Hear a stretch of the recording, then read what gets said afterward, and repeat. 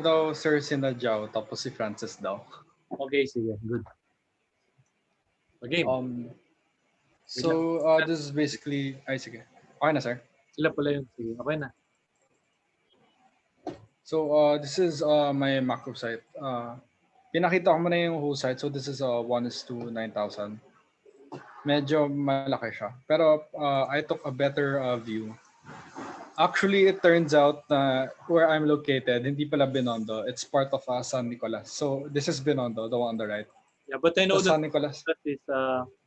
is a Binondo-ish type of Yeah, yun nga. Yun nga.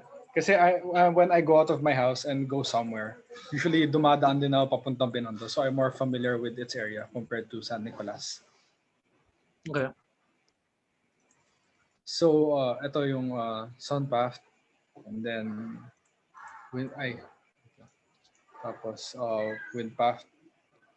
Then ito yung road network. So basically, yung mga sikat na entrances into Binondo is usually Jones Bridge, this one. Tapos ito yung MacArthur Bridge. This one is Dalpan. Tapos Abad Santos. I think you need to highlight that somehow, like the access points, like probably just a dot, like that. Sige po, sir. And then here is my site. So I also pinpointed some of the famous landmarks that people might notice, siguro due to social media. So dito yung Binondo Church, it's a historical structure, kilala na siya. Escolta Street, tapos Jones Bridge is here. And then if you're from the northern area naman, mas kilala yung 999 Shopping Mall, saka yung Lucky Chinatown. Tapos this is the Pasig River, ito, yung mahaba sa baba. Yeah. And then directions to site. So these are the most common directions. So if you're coming from north, most likely Abad Santos daan mo. So this is the north going here to the side. And then for those in the south, if you're from Taft, it's more probably you're gonna go through Jones Bridge. But if you are this provided text from Taft, from that. Sige po. Tapos if you're coming from Ross Boulevard, most likely dito ka dumaan sa Dalpan Bridge. Okay. I'll put text lang sa next time, sir. Di ko pa naman nagawa lahat ng macro. Around 30% pa lang ata nagawa. It's beautiful. It's beautiful. I like the consistency. Make sure lang that your micro map doesn't get lost with this kind of branding. Ano po, what micro map, sir? Micro site analysis, your site inventory. Oh yeah, kasi sir, I plan kasi if yung what I did kasi for this week was mostly details that I need for 2D drawings, yung hindi kailangan ng 3D. Tapos next week, I'm gonna do the 3D na. So I only stick to one type of consistency. Okay, that's good. So this one naman is the lines are the Jeep routes. For tricycle, I did put a route because basically if you ride the tricycle, you can basically go anywhere. So I only inputted the area where yung tambayan nila. Okay. Kung saan sila mas nakita. Very good. And then this is the Pasig River flow. So ito na yung mga estero na, usually dito galing mga dirty water. You need to these bodies of water. Ano po, sir? Bodies of water. Okay, sir. I'll change it to bodies of water na kaysa pass. Okay, sir. So basically yun lang na nagawa ko for macro. Okay. And then for the research, wait lang, sir. Change screen lang. Really good. For the research part. Getting confident with your graphics. Actually, sir, nagulat nga ako kasi yung photos niyan is from Google Earth Pro. Hindi siya yung browser. You have to download the software mismo. And then they have this type where you can save it as HD. That's why when I noticed it, mas clear siya kahit malayo ka. So you have to pay? And you have to download it lang. It's a software. Hindi siya yung sa browser. Kasi sa browser, you can't save the image eh. Screenshot lang siya. Kaya pangit din ng quality. Nalito ako. I don't know who to look at eh. Si Joe ba o ikaw? Bad trip. Sir, support taon yan. Wait. First, ba't di nag-appear yung photo? Wait lang, sir. I'm looking for the tab.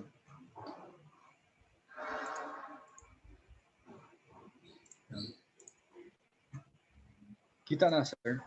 Yeah, yeah.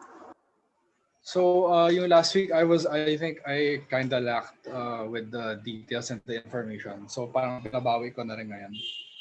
So, I'm just gonna introduce white noise. So, it's basically a collection of randomized sounds from every frequency on the acoustic spectrum. So, the best analogy for this is how white light is considered all the colors, all the spectrums of light, combined into one. That's basically white light. So, same concept lang for white noise. It's basically hindi lang siya isang klaseng kulay. There are other colors of noise. It's just that white noise is the one we are most familiar with. Mhm. So it's basically white noise is, as described, an outdoor version of white light, which contains all the spectrum of color. So why is white noise considered calming? So based on the explanation, the brain thinks that the white noise was less worthy of attention than pure tones. So basically, white noise is very common. We just don't notice it because it's yung brain natin, it doesn't absorb much of the white noise. So it focuses more on the annoying noise. So it tends to filter out the white noise and it focuses on the another noise. So your brain masks the random noise of the street outside or of your radio tapping to life, but it isn't annoying enough to register in your brain. So this is why when we hear like yung electric fan or yung ACU natin, we aren't annoyed because it's a normal thing na rin that we hear. Get used So to it. in a sense, it doesn't bother us anymore. Yeah. So how is this white noise beneficial? So it actually science there's research that states that it can help in concentration, memory, and cognition, and it also for some people it helps sleep. So here is there are actually a lot of noise. Most of the colors are listed, like pero yung mga iba informal lang sila. It's just a term that so it can explain what kind of noise it is. So basically, yung mga registered na term is yung white noise, pink noise, brown noise, also blue and violet. Pero yung mga unregistered, ito, black noise, green, gray, they're just informal terms pa lang. Okay. So these noises can actually differ per person because like our taste buds, we taste differently. Each people has a different kind of taste bud. So same din with hearing. Not let's say if we use white noise, not everyone is comfortable or relaxed when they hear it, but for some people they are. Okay. So white noise. Let me zoom in now, sir. Zoom. Wait lang, sir. Okay, zoom in.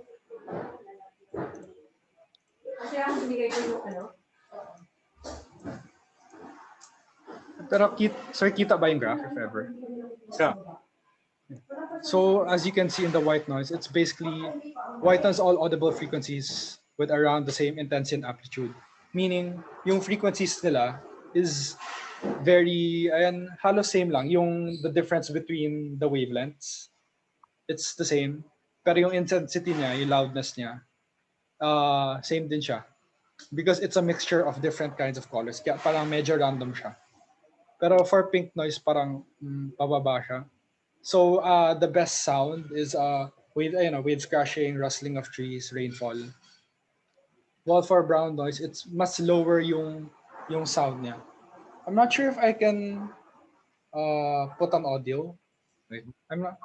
You guys can YouTube it na lang siguro, and then you can hear the difference because I don't know how to put on audio here. Okay. Pero yun nga, Just basically brown noise is, group chat. ay sige, send ko lang yun eh. Pero yung brown noise, it's basically a deeper sound. And this black noise naman, it's basically, it's an informal term, meaning it's not registered. It's just referred to complete silence or a silence with bits of random noise. So aside from my concept of using noise, I also focused on how the food chain works in the system. So I have my producer, which is my Skinatos plant, yung lipstick plant.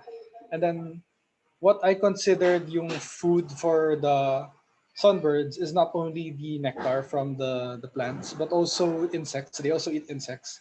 So I used the insect crickets because they also contribute to that white noise, and at the same time they're a primary consumer of the plant, and also the birds use them as food then.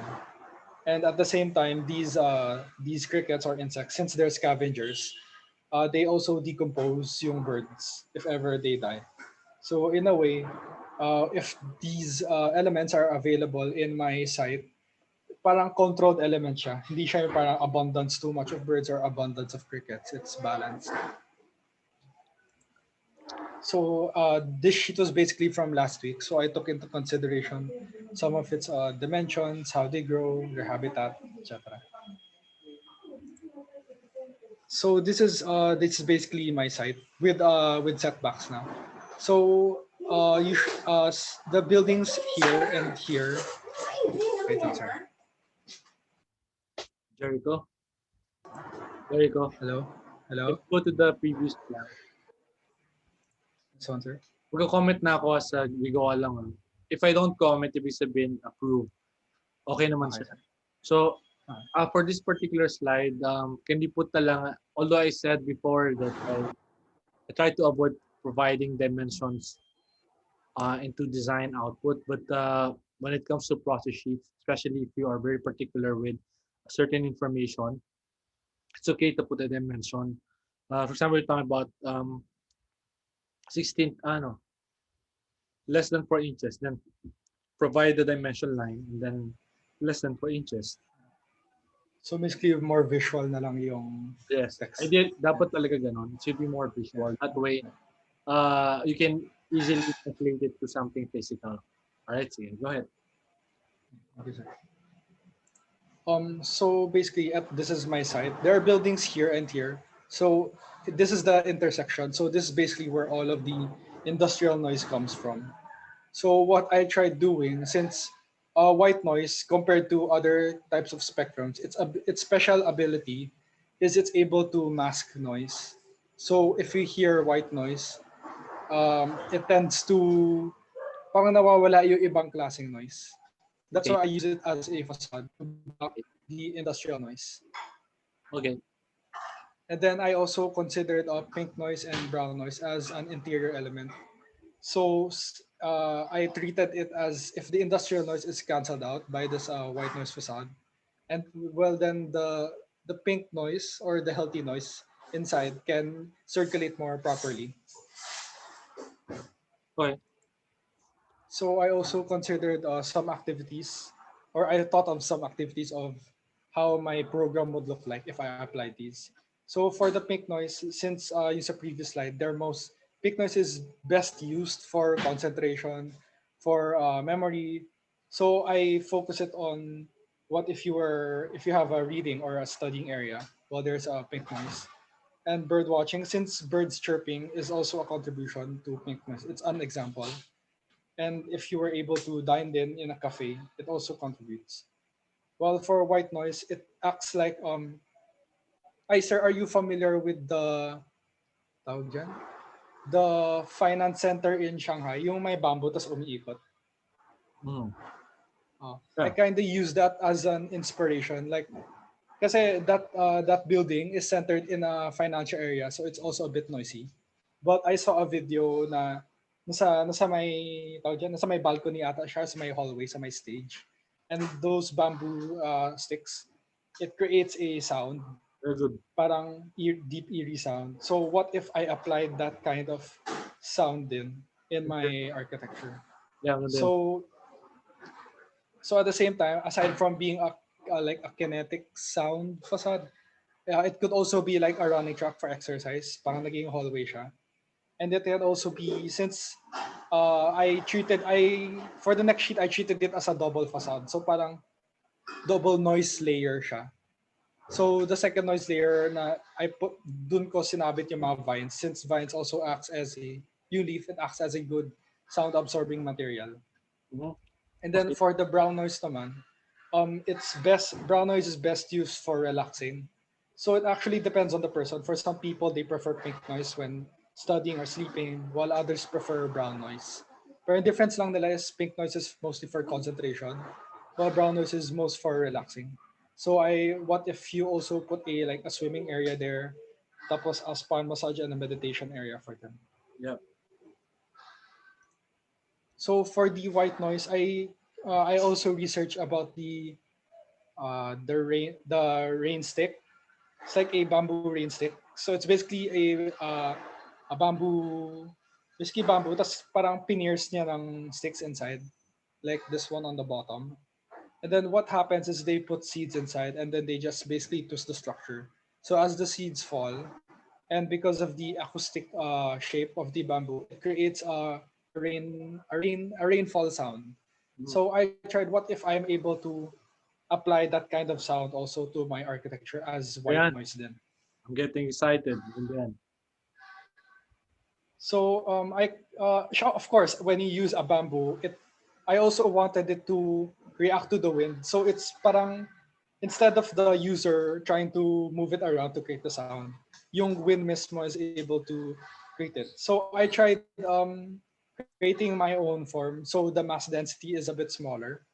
So kaya siya parang ganito yung shape because at the ends mas natatamaan siya na. It's like a wind turbine. Medyo dun ko rin na base yung form ko. okay. And then I tried, instead of using yung seeds inside, what if I use like sunflower seeds, wherein it's also edible to the bird. So in a way, it also attracts birds. Pero So yun yung you need to research about the feasibility of planting sunflower in a city like I ours. know no sir, I'm not planting sunflower. I'm using the seeds mismo, like Uh, inside the bamboo, inside the rain stick. Instead of using like any type of seed, why not use a seed that's edible to birds? So in a way, it still attracts them.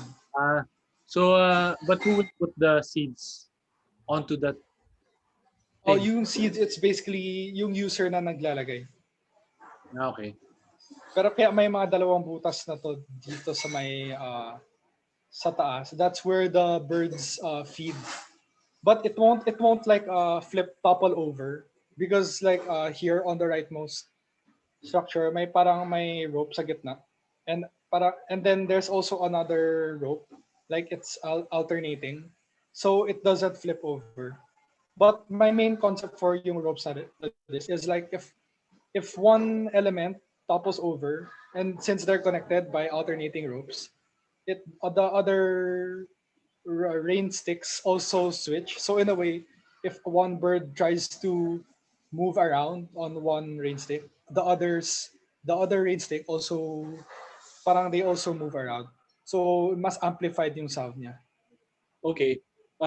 When we move forward with your project, make sure that you create a prototype for this, like how it's going Like to, uh, like a model. yung physical model mismo. Okay, so Part of sige. it. That image, those images on the left, are those yours?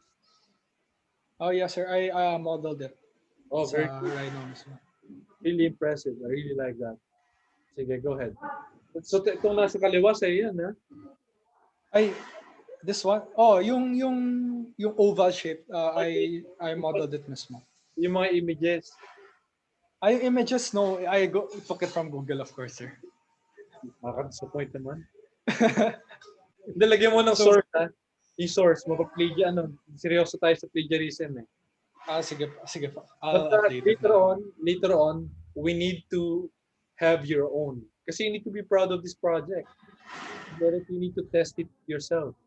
Like, parang a prototype lang, yung sinasabi mo when you dangle it, and then probably when you put a weight, and then let's see what the sound is like. And probably you can document it also by recording it. You get it? Yeah, I get, sir. No, it's really like that. I mean, if you really want to make this creativity happen, you need to test it. You get it? So, siguro kung wala kang bamboo actual, maybe use cardboard to sort of test it lang. You Like, get test if the sound actually works. Yes. And then, ano naman yan, gano'n ba kalaki? Maliit lang din yan naman eh. You get it? Just Oh, to demonstrate it lang how. But this is, when it comes to the advanced stages of the project, because right now we're still figuring out I mean, this is very good. What you've done and accomplished, it's a good step.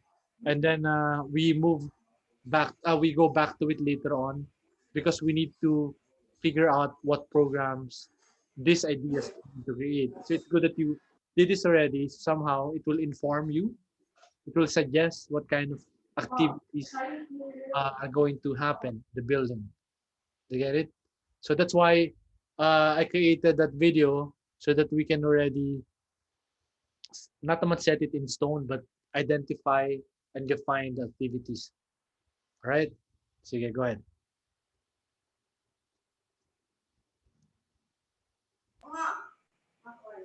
So basically, yung style din nito is, yun nga, parang double facade. So the first layer, since it attracts birds, it creates the white noise. Okay. While the second layer, since yun na yung mga lipstick plants ko, which the birds pollinate, so both the layers attract birds, and both of it contribute to canceling out the industrial noise outside. Okay. So basically, your building is all about cancel creating noise. Yeah. So try to create a program out of what program will benefit from that kind of design. You get it? And then ideally, um, the program is also compatible with the site. Okay, if everyone is listening, if you remember that we had an emergency lecture last time, and I mentioned that the conventional way of doing a research and then you design is basically you do research first, identifying the site, and basically the solution of the architecture will be dictated by the research itself. But based on my experience, I've been teaching here for almost for quite a while already. Is that yes, the conventional chronology is followed, but when it comes to the architectural innovation, it becomes really flat. Like that's why what we're doing here is that we go back and forth, we work backwards, and then if there's something lacking with the research part, we just supplement it. Okay, and then when you are used to this kind of process already, then probably on the next design problem you do the conventional way, and then just keep in mind that you need to find an idea that is fit, um, and by that time you already know how to innovate. Okay, sige, go ahead, Jericho. So this is basically for yung white noise program ka lang.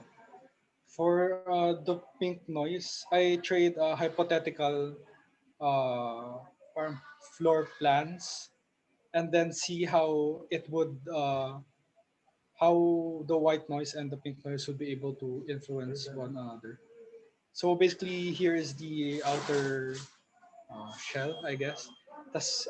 Basically, those are 3 floors. So what I did, since I wanted the pink noise, since it's a more soothing type of sound. I wanted to be mas nagsa-circulate siya around the 3 floors. So wait lang. Let's zoom in. Although the pink diagrams are not that intuitive, like very hard to understand. Maybe you need to put labels. Although, yeah, I keep saying about making it more visual, but when it comes to this, it's not that intuitive yet. Then you need to supplement it with text. Sige po, sir. So basically, this is the floor layers, and here is how the sound will affect the layers. And here I made a circulation. I can't zoom in now because the screen sharing button is blocking my zoom button. So, Ah, really? di ko alam kung paano itanggal tong screen, yung parang screen share na toolbar. I don't know how to like move it because it's blocking the zoom. Wait lang. Can you see it pa ba? Oh, wait. Yeah, I minimized it. we can So see. it's, oh no, wait. Ayan, okay. So what is it about? So here, I basically wanted the sound to more, for here, syempre yung sound, I wanted to be more open, to be more circulate, so it can bounce off surfaces better. And then also created like how yung circulation mismo for users. Ito medyo complex intindihin. So I kind of ay wait lang. Yeah. Medyo in-explode ko so it's better. So on the top floor, imagine what if there was a cafe, but instead of like using stairs to go down each floor, what if there was like a hammock na lang?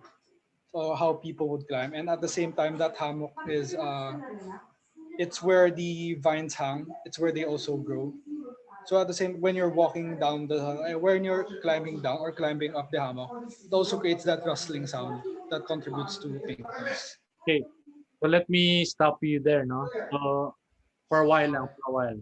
Um, what do you call it? That idea is great, and I like the idea. But let's not forget the accessibility law, and we are still governed by codes, etc. We still need to provide the traditional one, but we can still provide this. You get as an alternative.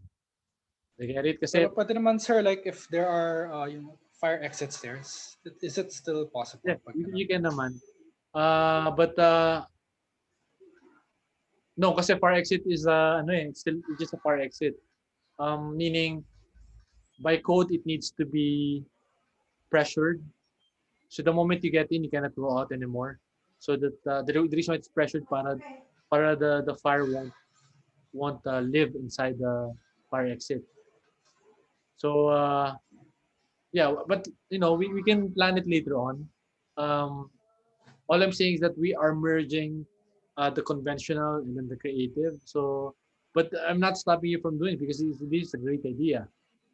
You get it? Kasi kunyari, they are in a hurry. And then, ano ba yun? Parang, parang medyo funny na they have to go through they That's have to tumble down yeah, the yeah. hammocks. I did, yeah, sure, I So didn't medyo notice that nakakatawa, one. pero alam mo yun. Pero I like the idea a lot. They do not get me wrong. Pero, it cannot be the stamp. Medyo unrealistic lang. No, no, it's not unrealistic. I think it's very intriguing and it's something that I would go to. Uh, in Japan, I don't know if some of you have been to Tokyo. I visited some cat cafes already, and that alone is somewhat innovative. It's a novelty um, program. But of course, the the method to go there is very different. You need to sanitize yourself. Wala pa tong pandemic because you need to be clean with the cat. So there's a petting area and there's the cafe area because you cannot mix the two. But definitely the petting area, it's all covered in carpet. Then they have scratching poles. There are different levels. It's like a playground for cats, but it also allows the humans to interact with them comfortably. Like they're all on sitting height, etc. So in a way, that's what we're trying to create here to create those kind of experiences. So don't stop from doing so, from exploring, because like I said, what I'm reiterating, we're creating new experiences with a program that is familiar to us. That this strangeness will become normal. Do you get it? So it's not strange. You get it? Before there weren't any cafes, and now there are in Tokyo. And there's even I even remember that there's what do you call it? I don't know if you saw it in some dating shows, wherein they go to a dark room because it enhances the the senses. Like they are blindfolded. No, I'm not sure if they're blindfolded, but they go to a dark room wherein they are served their food and they don't see each other. They don't see the food that they're eating, and it enhances the flavors of the food that they're eating. Because they sort of shut off the other senses, and what's left are the taste buds. So it enhances the flavor of the food that they eat. So it's a new kind of experience. And then there's a bar in Europe wherein you're not allowed. It's a bar. It's a bar. There's no music. You're not allowed to speak. And if the moment you speak, the bouncer will kick you out. So if you need to speak to someone, you need to write it down on a piece of paper. But of course, you can drink. It's like a silent bar. Do you get it? And some of them are dancing even when there's no music. Do you get it? So I mean, those kind of ideas. And then um, Yeah, so don't stop from exploring this kind of ideas, because I think it's a good way to rethink about spaces and how we use them. Um, okay, so go ahead, Jericho. Thank you, sir. Um, so here is a more visual on how the pink noise will be able to, types of pink noise within the area in the program. So I thought now, what if there was a waterfall there in the corner? Kasi um, wave sounds or yeah, basically wave sound, yung ocean wave mo. It's also a contribution or a kind of pink noise. So I thought, what if there was a waterfall there, and then the sound would also be able to contribute to the area. At the same time, since yun nga, yung vines, they're also hanging in the hammocks. So they're also a contribution to habitat for the birds and maybe the crickets at night. So they also contribute to the pink noise within the area. Ito lang, ano lang medyo just to remind everyone. Um, for example, let's try to minimize using power. Um, let's just use physics, science to sort of make things work. For example, you're talking about the waterfall. The question is, how do you transport the water to the upper levels? So that will require power. Do you get it? So, and if you say that it's a collected rainwater, gray water, but not all the time it's raining. So what happens if there's no rain? So you can answer those areas, those questions. You can probably say that there are times wherein there's a waterfall, if there's water, rainwater, collected, and then there are there are times wherein there's no water at all. You get it? Yes, sir, I guess. That's what I also thought at first. So we try to minimize depending on technology. In a way, the building, the architecture you are doing is the technology without relying on power or other sources of energy. Okay, sige. So next I focus more on the yung sa brown noise na. Pero yun nga, since I also use the waterfall as a basis, I think that's also kind of wrong. Pero my idea here was basically since the waterfall came from the topmost floor and going down, so it creates a crashing noise dun sa may lower floor. And that crashing noise is also an example of brown noise kasi mas deep yung sound niya. Okay. So this type of noise is usually it's usually what you hear in spas, massages. So what if I created an area that also contributes that brown noise also contributes to. So I thought lang na what if there was a spa, there's a meditating area near that crashing waterfall, and how that it would contribute to yung relaxation nila. So parang ganyan yung effect niya. Okay. Pero medyo malabo kasi yung waterfall nga. It needs power then. I think that's my last sheet na, sir. Okay, sige. Well, probably when it comes to the waterfall, think of other ways to produce the brown noise.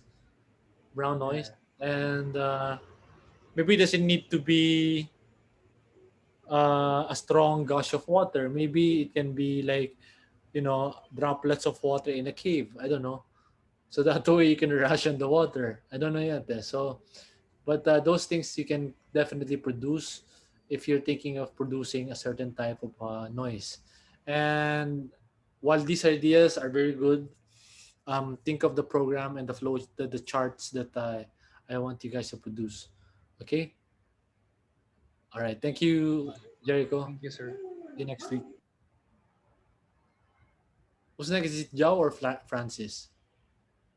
It's me. Okay, Joe. Go ahead, Joe.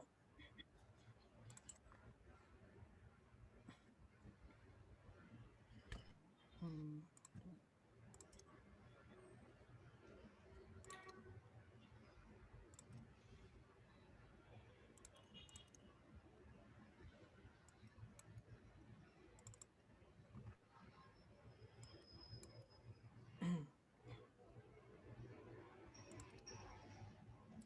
Can you see it, po? Yeah, I can. You can. Okay, hold up. Okay, so so in my micro, macro, I mean, Yeah. I kind of just did a few stuff because we only had to do like 30 to 50. So in this part is like basically like a Google Earth, and Mm. then the site is encircled, and then my That's, figure ground map like that. I kind of just followed how my previous one looked like. So yeah, that's good. then zoning, I think it's kind of wrong still, but I think I'm gonna fix it. Okay. Then road hierarchy, like national roads, then major roads, then land distribution. This is my last one. Okay. Um, like it sits in different cities, like this part of the place. The scope of this macro is like the different villages in my area. Um, and mine sits at Bacolor, others sit at Angeles, and others San Fernando. So yeah, and then for the banana, um, I kind of want to go back to my previous plates.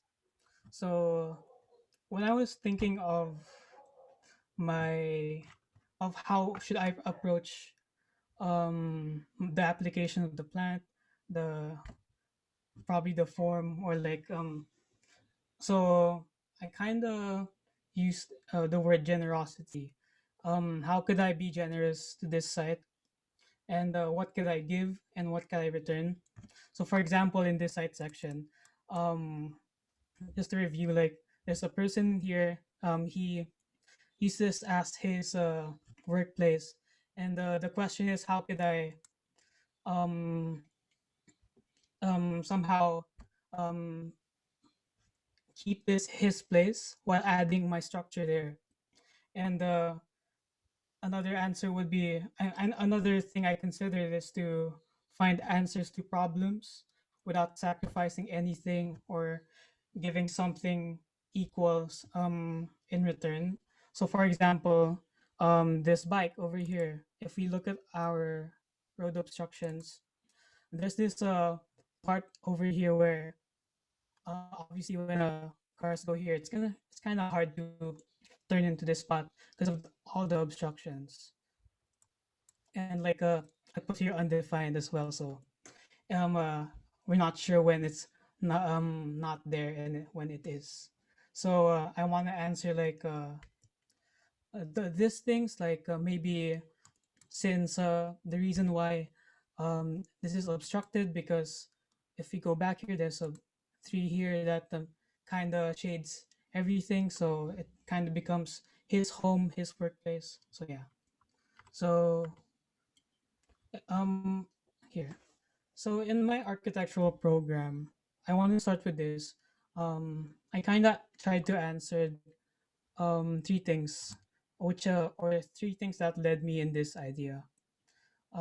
So the first one is no existing communal space. So in my village, uh, we kind of have a terrible government homeowner thing that to the point that we didn't really get to fund the village. We only have like a basketball court and that's it. So in here, what if I could give that for this village and for this site as well? And the second one would be the health properties of the plant species. So for the banana, for the one I chose, um, it could obviously calm your stomach. So it's good for like hangovers and stuff. So for that, I thought of a communal space. Um, uh, Originally, it's a clubhouse, but I wanted to generalize it as a communal space because I want it to be flexible. And then I also want independence from the plant species. So we know that this plant, we this banana, it's not always going to be there.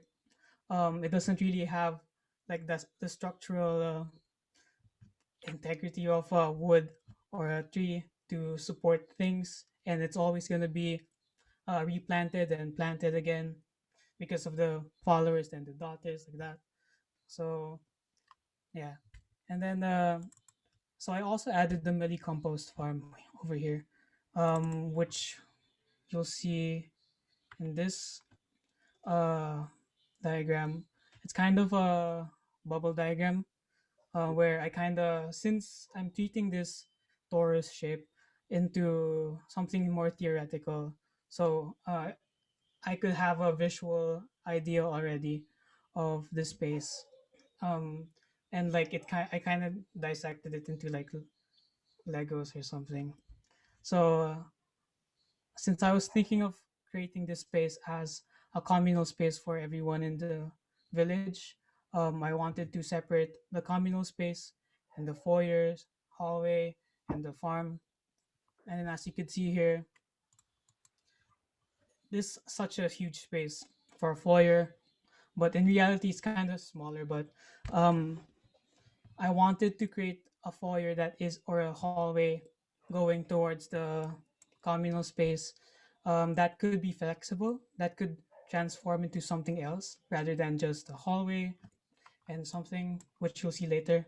And then a communal space, I wanted it as a park, I wanted it as a clubhouse. So it's very flexible and it doesn't rely on the banana, or it doesn't have to be um, centered at the banana plant. It's always going to be independent from it, but but the structure acts more as um, a support for the plant, so that it could grow properly. It could be the plant parts like the leaves like that could be used in different ways.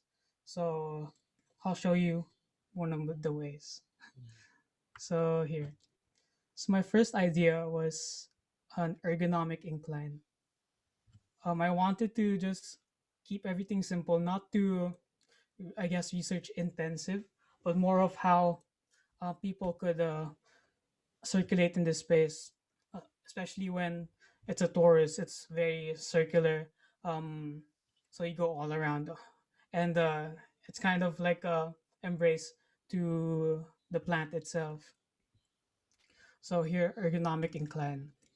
Um, as you can see here in the first picture, uh, I added like slabs, really big slabs of stairs, as well as PW, like a ramp for, I guess, PWD support. So what happens here? It becomes just a regular hallway, and I guess, yeah, it's basically a hallway just to go to the communal space. But uh, what I could transform this thing I mentioned a while ago, it could be a buffet area, since in a cultural, or like in parties, um you have different kinds of setups, and what I noticed the most, which is kind of modern now, is a buffet area in front. When you enter the clubhouse or the space, you're greeted with a buffet area, then the seating arrangement. So instead of like so I thought of like um giving this space multi-purpose. And so, as you can see here, straight to the point, you could add tables to that slabs, and you could put uh, whichever food you want. And obviously, it could not also be like this. It could also be your regular table setup, but you could add it over here, um, uh, or anywhere else, because it's very flexible. So yeah. Then and here's a render that I made just to show what the possibilities of this idea. So an ergonomic incline, uh, it goes until a specific size height, so that people could actually use access the banana leaves properly. And then, and also in here, people could actually use this banana leaves and take it out, and then as you can see in here in this part, um there's lechon and stuff, right? So it's kind of like the boodle fight thing, or like in a traditional what do you call that, a party, Filipino party. We use banana leaves uh what do you call as plates like that. So yeah, that's basically it for this. And then you'll see the height over here. Here. So in the concave form, the height studies, um, this is the idea that I wanted with the generosity. This is why I lifted like this model over here. That's why I lifted it. It's because I wanted to keep that that bayabas tree, which I showed a while ago, so that people using that space could still have that space. And it also reintroduces the bayabas tree in a way that it gives more advantages, because it has its setbacks compared to the bayabas where it goes over the road. So that's why the bicycle or the motorcycle is there, because it's shaded in that part. So maybe um, with having um, uh, a proper place for them, um, all those problems could be fixed. And as you can see here, the pseudo stem of the bayabas, I'm the bayabas, the, Banana. the banana, um, is up to its highest peak at 4.5 millimeters. I'm meters, and I wanted to keep the floor of the structure to 3.5 so that it's more arm's length, as you could see uh, in the render I did a while ago. So here. And then here's another idea for the concave form. Uh, going straying away from the ergonomic incline idea. This is more of a study of the damage susceptibility of the plant when it reaches a certain um, uh, mph, a certain wind speed. So as shown here, when 30 mph, the leaves, then 40 pseudostem, then 60 the the whole plant.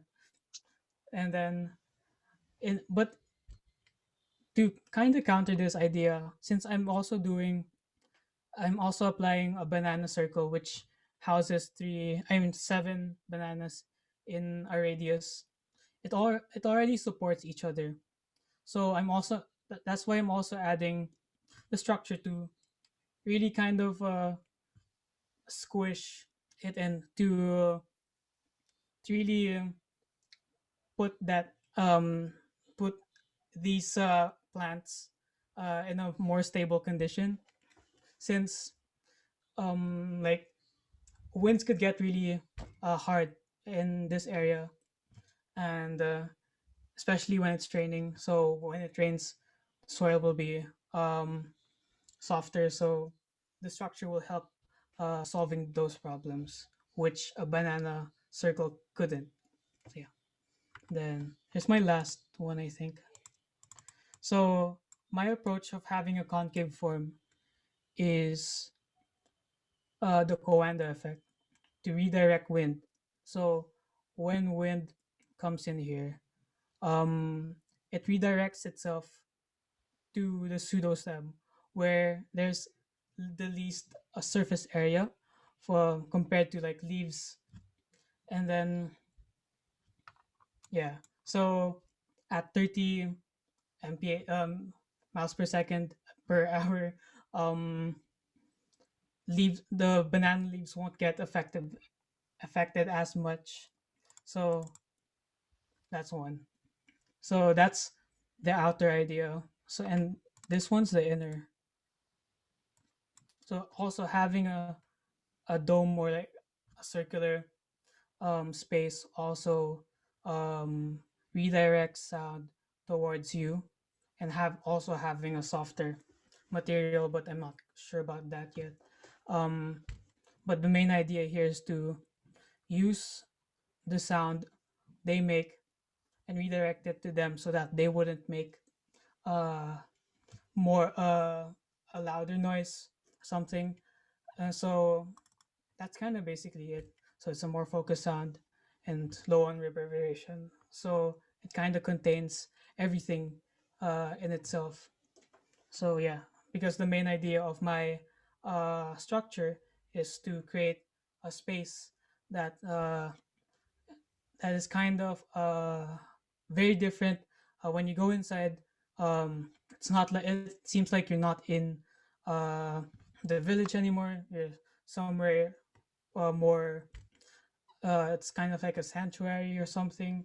So I guess that's what I'm doing, so to contrast the idea of having so much concrete in here, uh, keeping it dirty and stuff. My contrast to that is to give something that is uh, safe and something soft. So that's everything. Okay. All right. Is that okay? Yep. Okay.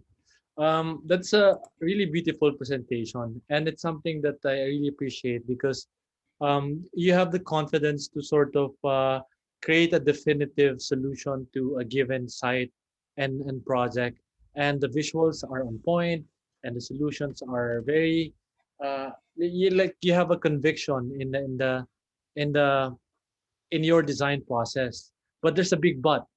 Okay, there's a big but. This is the complexity of the project is only good for design one. Do you get it? So it doesn't address the complexity of the site yet, of the research. It's unfortunately it's not your choice to say that I don't want to do like intensive research. That is required for this subject, that you do research and then apply it, because we are already training you for your design 9 and 10, because a lot of what do you call it, the graduates, when they comment on the school, they always say that there's a disconnect between the lower design classes and the thesis, because they weren't taught how to research properly, and they weren't, and if they were taught how to research, the problem was they weren't really taught how to translate research into design. You get it? So um, also, this is just a piece of advice, because I learned this from Sermon. I don't know if he's Sermon already. He's Sermon, or one of our respected professors. I always hear from him. He gets a little irritated when he hears from the student, I want this, and I want this, like that, because you're in an academic setting. It's for him, it's self-indulgent, meaning since this is uh, a form of research, you need to always base it on a study, base it on an actual research, and it has to be rationalized. For this kind of project, probably would given you, like, right there and then, a perfect score for design one, but it doesn't have the complexity for design four. There are more expectations. That's why although the school is veering away from the CHED requirement of just making it big as the design classes uh, progress, um, but we still need to make that clear, that somehow we are, making the scope of the study still bigger. We're not talking about the size, but if that will help sort of create the complexity, and to be fair for the other students, I think I mentioned that it has to be um, a maximum of 4 story, and then and then yeah, and then minimum of 2,000 square meters, etc. So that solution is very good if it's we're just in design one. Fortunately, we need to move on past that kind of simple solutions. Right now, we are um, pushing you to treat it treat it and approach it with the complexity. All right. So,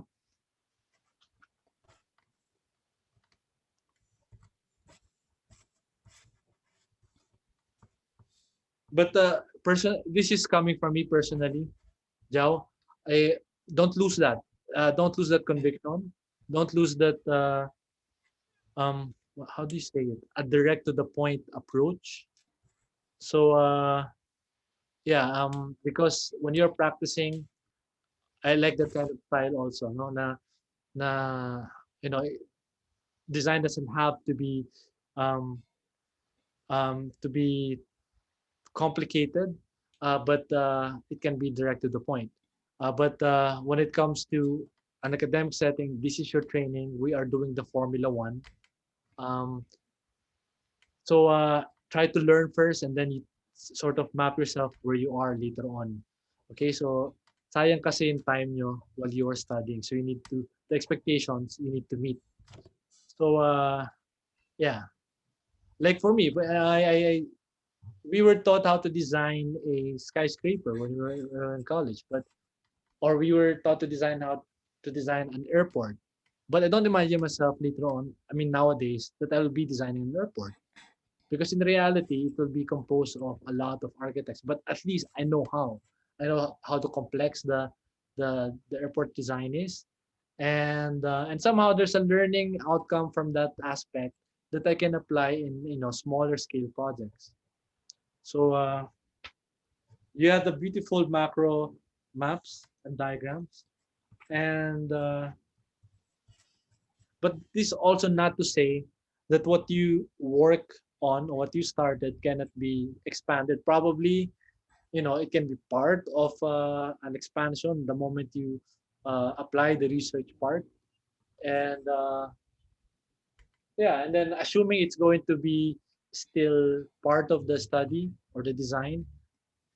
I think I mean, you mentioned yata that the moment you harvest a banana tree fruit or banana leaf or whatever, it I don't know if it dies, but you need to uh, go to the next plant, to the next banana.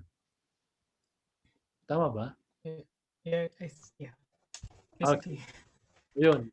So, but it's good that you mentioned later on that it will be like a bunch of banana plants, diba? Like a group of banana plants in that circle.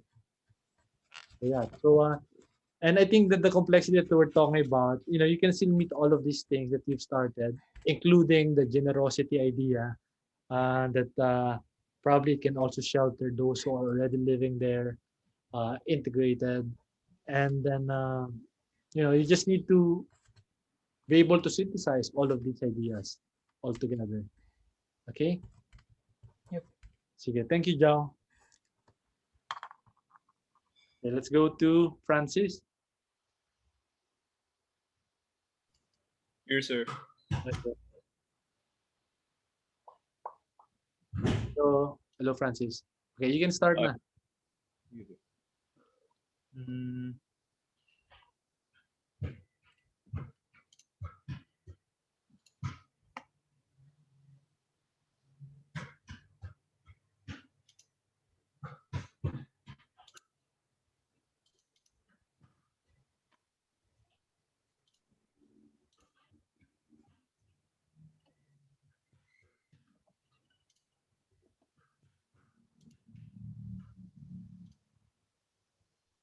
so, to start, dito ako mag-start sa macro. Here's a basic overview of kung nasaan yung site. It's in Quezon City. It's located sa lower western part ng Quezon City, which is, if yung chinek ko dun sa zoning is, majority dito is residential lang compared dun sa southern part ng Quezon City, like yung sa yung malapit sa Makati, which is yung business district, and yung sa north na mostly probinsya na. And yung barangay ng site is sa Barangay Bungad, which is yung kung saan kami nakatira ngayon. And ito yung map overview ng Barangay Bungad. And in a sense, figure ground map na din. And there's a closer look sa site ng project site, this one. Francis, are you aware that we're looking at thumbnails? Oh, hey, wait lang, sir. Sige.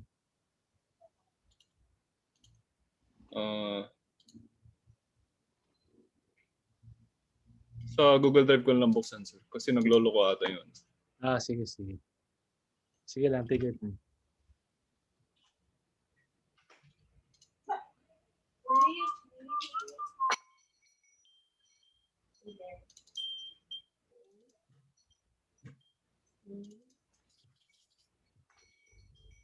Kita na ba, sir? Okay na. Hindi pa. Oh.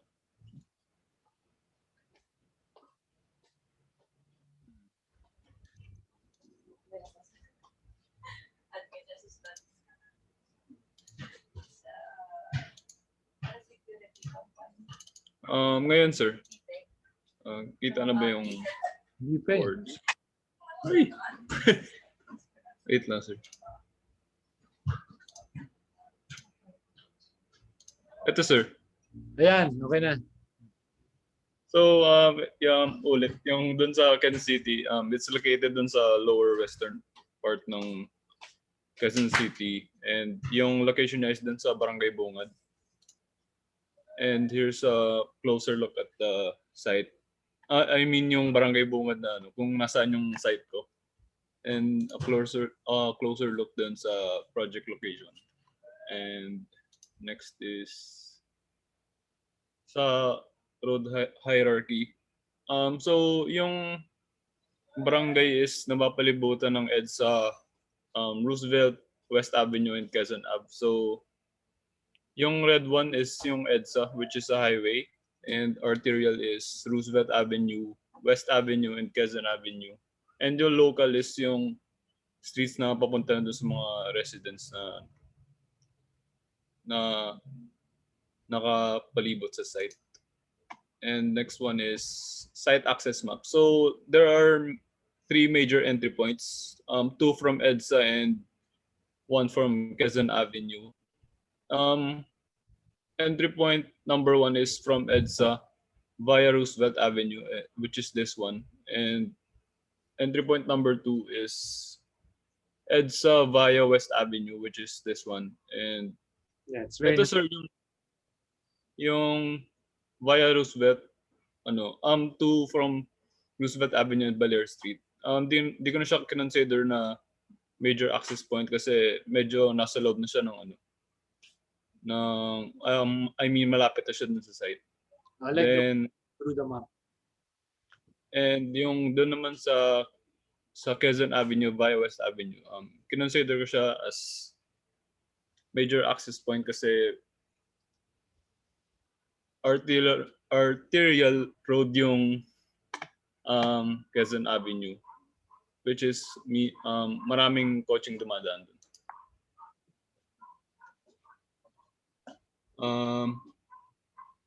This one naman is yung wind path, yung hamihan ng habagat. Okay. And this one is the figure ground map. Zoomin ko lang siya ng konti. Okay. Kasi yung scale ng ibang maps is parang hindi na masyadong kita yung figure ground. All right. Wait lang. So, hindi ko pala nasama sa Google Drive. Wait lang, sir. Try ko i-open ulit dito sa Sige lang. photos.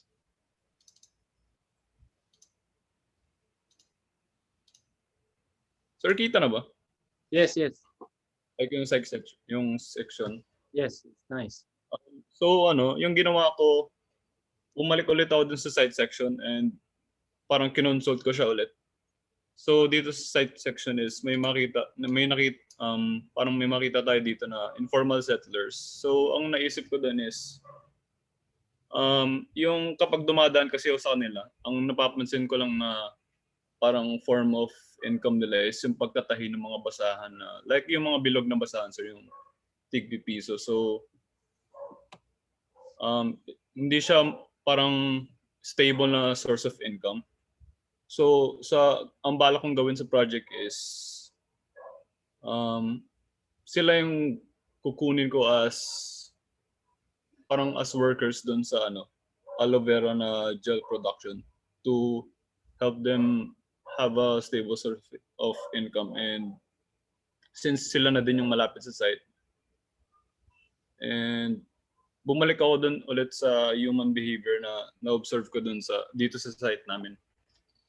So yun nga, yung common yung walking culture dito, like if pupunta sa bakery, maglalakad lang, if pupunta sa palengke, maglalakad lang. And matagal ko na siyang napapansin, and for me, unique siya dito sa site namin kasi sa mga ibang lugar na napupuntahan, common talaga yung public transport, like yung tricycle, yung jeep, sa pagpunta from point A to point B. And yung walking culture na yun, gusto ko siyang i-preserve, kaya I chose a plant na in a sense makakatulong doon sa pag-preserve ng walking culture na yun. And next one naman is yung doon naman sa plant. So yung aloe vera kasi sir, meron siyang benefit na yung nag-help siya ng mag-produce ng collagen kapag in-intake mo siya, which is good for the joints, lalo na sa matatanda, para ma-preserve yung joints nila. Kasi habang common nga yung paglalakad dito, and in time, if palagi sila naglalakad, posibleng ma-wear out yung joints sila. And dito naman sa harvesting process, binalikan ko lang din sir yung dun sa ending ng harvesting process, and gusto ko mag-focus dito sa yung pag-store ng aloe gel sa jar. Then in-apply ko na siya dun sa parang nag-focus muna ako dun sa harvesting process sir, para dun sa prototype na architecture, and ito yung plan ko. So this is one part pa lang sir nung Okay. parang concept ko, like prototype. There's a structure and plant boxes and a glass enclosure, and i-explain ko in a bit. So dun sa harvesting process sir, yung last step kasi is yung pag-seal ng jar and yung pag-boil nito with the aloe inside para ma-preserve siya and ma-seal yung jar. And yung steam na nanggagaling dun sa boiling process na yun, since yung aloe vera kasi hindi nila masyadong need ng maraming tubig. Gusto ko gamitin yung steam na yun gamit yung and gamit yung architecture, and papupuntahin ko siya dun sa plant boxes and inside the glass enclosure. So yung steam na yun mag-form ng condensation inside the glass enclosure, and ma-water na yung plants. Kasi yung aloe vera sir, hindi niya naman masyadong need ng maraming tubig since it's a succulent, which is parang relative siya ng cactus. So nag-store siya ng tubig inside. And this one naman is yung range exhaust. Dito lalabas yung steam, and yung may enclosure dun sa enclosure na magkakos ng condensation inside dun sa plant boxes. And dito naman sa plant boxes sir, ginawa ko siyang rotatable kasi if i-apply ko siya dun sa 4 stories na maximum, and yung hindi maikot yung plant boxes, mahirapan sila mag-harvest. Yeah.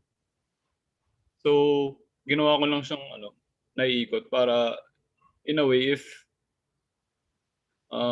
mag-adjust din yung path ng sun, like maging in a sense na mawala siya dun sa sun path na study ko. Like if ever magbago, pwede nilang i-adjust according to dun sa sa sun. And ito din sir yung dun sa gusto kong gawin na parang condensation to water the plants. Ginamit ko din yung dun sa wind path. So so what I'm planning is I'm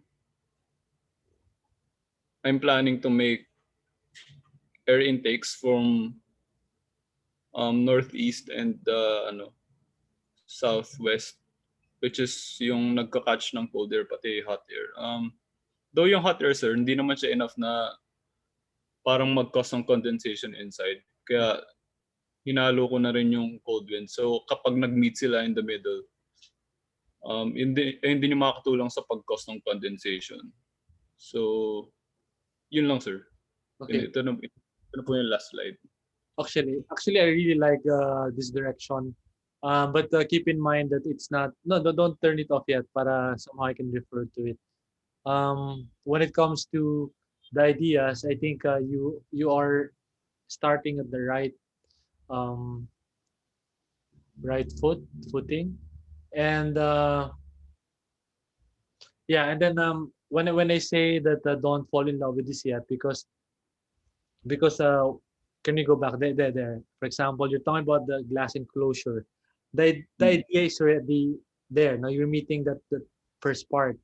The next question is, how do you make it not look like a machine? No. Uh, just a glass enclosure. Then and that's when the aesthetic comes in. Like you were talking about the inlet and the inlet for warm air and the cold air. How do you redesign it in such a way that it doesn't look like an exhaust wind? Do you get it? So that's where the aesthetic becomes very important. That becomes architecture. Remember, I gave you an example before. Na if during the ancient architecture, when you think of columns, they have capitals that sort of reflect their culture, their flora and fauna, etc. It's all decorative. In your case, it's functional, but how do you make it decorative? But it's functional. Okay, sir. Then you create Yes. a different kind of architecture, an enclosure. Like when you're talking about yung sa ano mo, yung sa rotating mo ng aloe vera, medyo yun na, may potential na talaga yan, no? But maybe you can still redesign, I don't know yet, no? But collectively it will be an overwhelming different kind of a wall because it has plants, and then you have that structure that makes them rotate, etc., because it needs to function that way. But at the same time, it is the architecture of that place. You get it? So it becomes like the architectural aesthetic of the sort of machine that you are creating. Okay, and then that will also translate the program. That will also help you translate the program. If you're talking about what they call that, those cooking stuff, then maybe I don't know what the program is yet, but it gives the aloe vera idea is already giving a lot of ideas.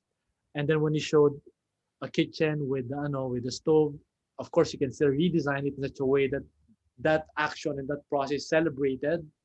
And then with celebrate, probably you can highlight it more if it's going to be I don't know. I don't know yet.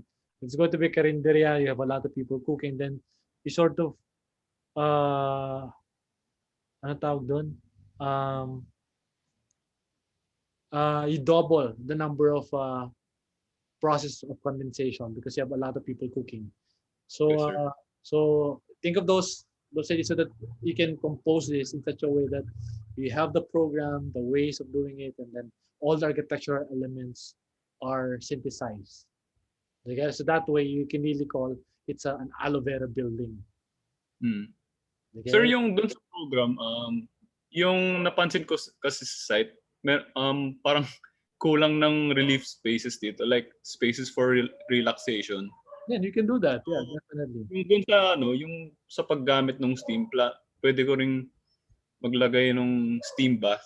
Yes, you can do that. You can do that. Kasi yung benefits din ng steam bath is yung it loosens the joints, then it's good for blood circulation, which is helpful nga dun sa matatanda na yung median age ng population ng site. So, yun din, sir. Kino-consider ko din yun na Oh, a maganda space yun. for Baka, relaxation. baka nga ano yan eh. Baka nga, I don't know, it's a lolo-lola communal space. I don't know. Parang ganun, sir. Diyan sila tumatambay, kung nakita yung mga entourage mo, yung mga tungkod. Tapos, nagluluto sila, I don't know. Kasi you're creating a new typology, a new kind of place. Yeah, so that is also an experience, like seeing them around. Ayun, and it's not just the environment, it's also culture that you are introducing because of Mm. this aloe vera idea. Ayun. Okay, Okay, sir. keep it up. All right, thank you, Francis. Who's next? Hi, sir. Mark. Hi. Go ahead. Okay. So,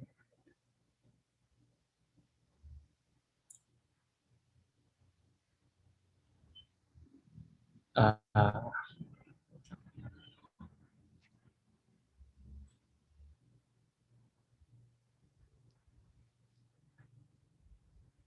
okay. Sir, can you see it? Yeah, I can see it. Yeah. Okay, sir. So, this is my macro site. It's in within Quezon City. Uh, I didn't do much of the macro site yet. I'll submit more next week.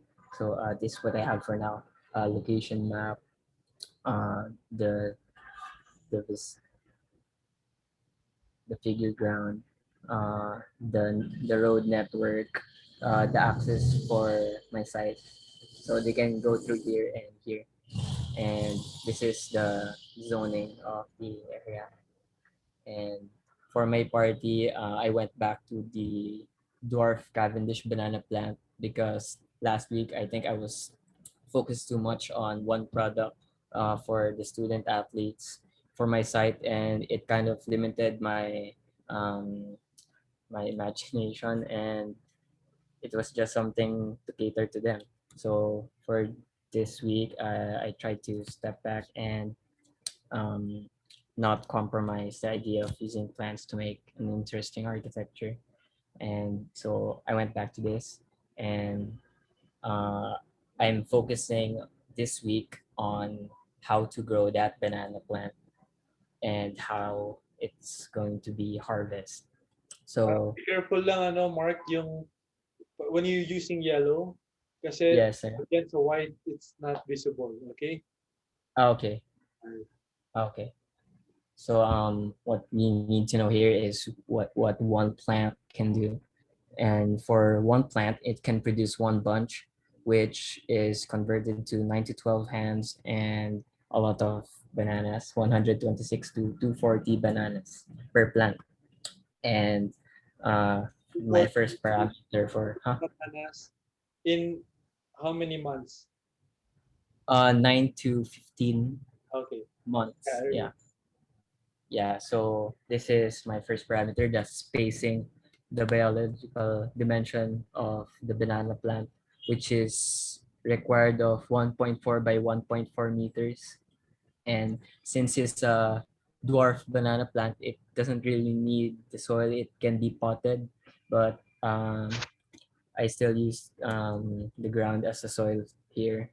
And um, the depth of the soil must be 500, and it grows usually 2 meters, but there is an existing of 3 meters, so I made it three. I And love your diagram. Sige, okay yan. Dapat ganyan. yeah, yeah, so this is what it's essentially going to look like as a space for the spacing parameter. This is what it looks like when it's multiplied in one area. And next, the next parameter is the sun, and I wanted to elevate the three spaces because of the four-story building. So this is what it can look like, and essentially this is for individual sun exposure for the plants, so it can get the same amount of sunlight for each of them. And on the right is what's going to look like when it's multiplied. and what it could be or what it could look like in the future. Mark, And the next, yes, eh, sir. Mark, this depends on the orientation, because Yes, sir. okay, sige, go ahead. Yeah, it's just, An yeah. idea. So this is another parameter that I want that should be added. It's a cableway system that it's going to carry the the whole banana harvest when it's ready. So essentially, it's going to be navigated somewhere where it should be collected, and the spacing is 1.2.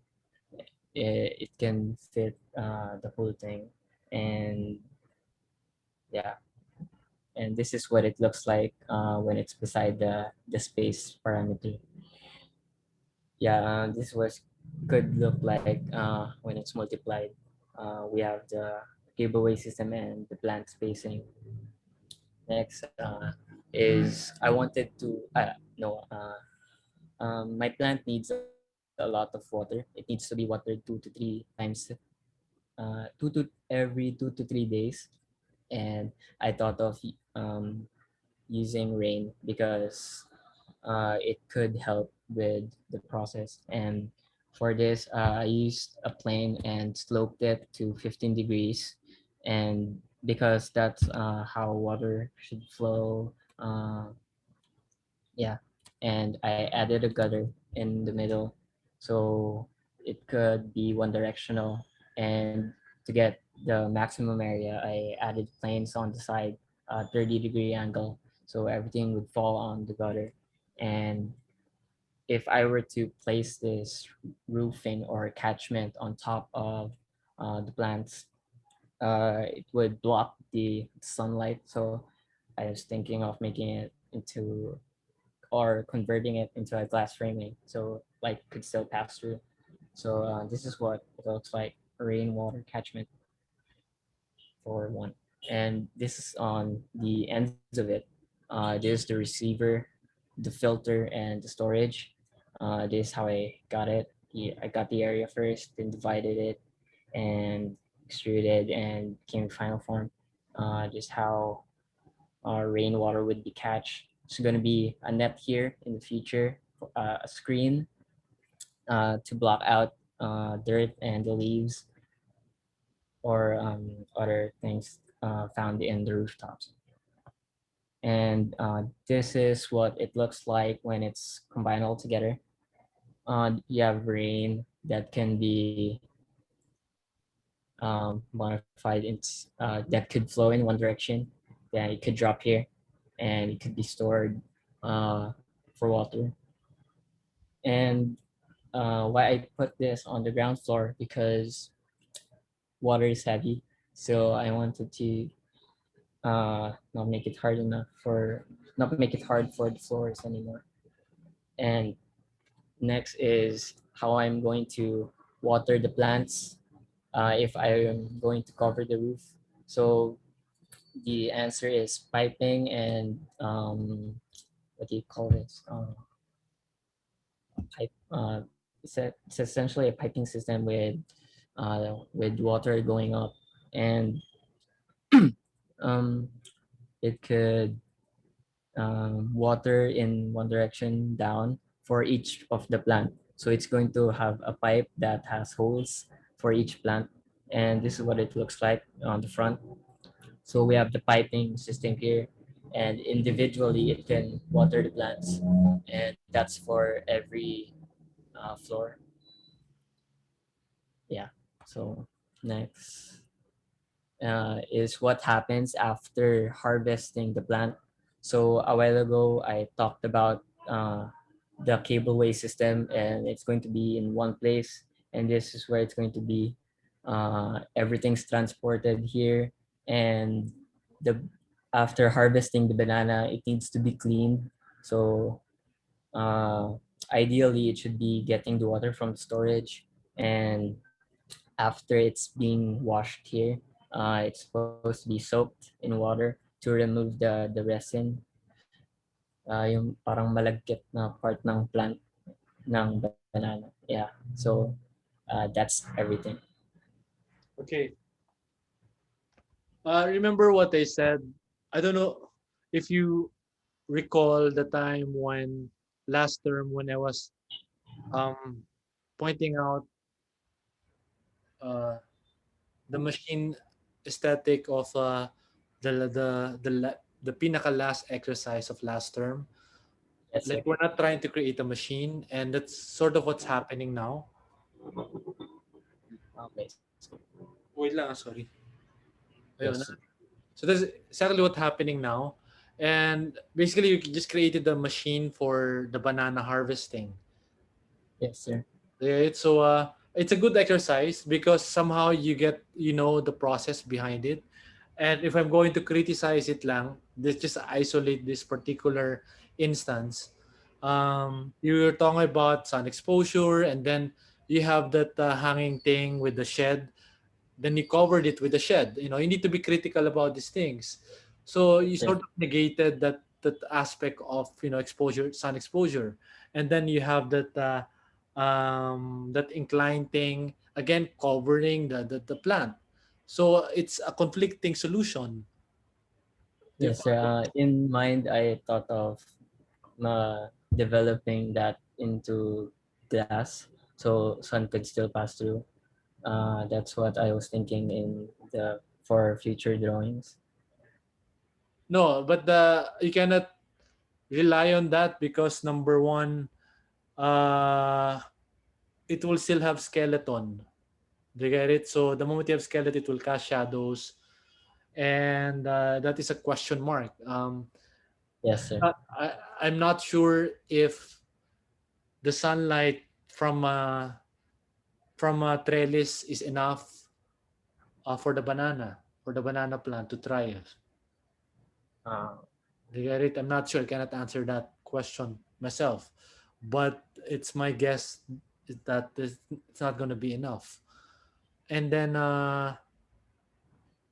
yeah, basically what you presented is more of a machine, uh, and that's not our goal. I mean, maybe you can start with this as a basis for the study, but later on when you probably doing the program, what you really want to do for the project, yes, you are going to harvest banana, you're going to plant banana, and after that, what happens?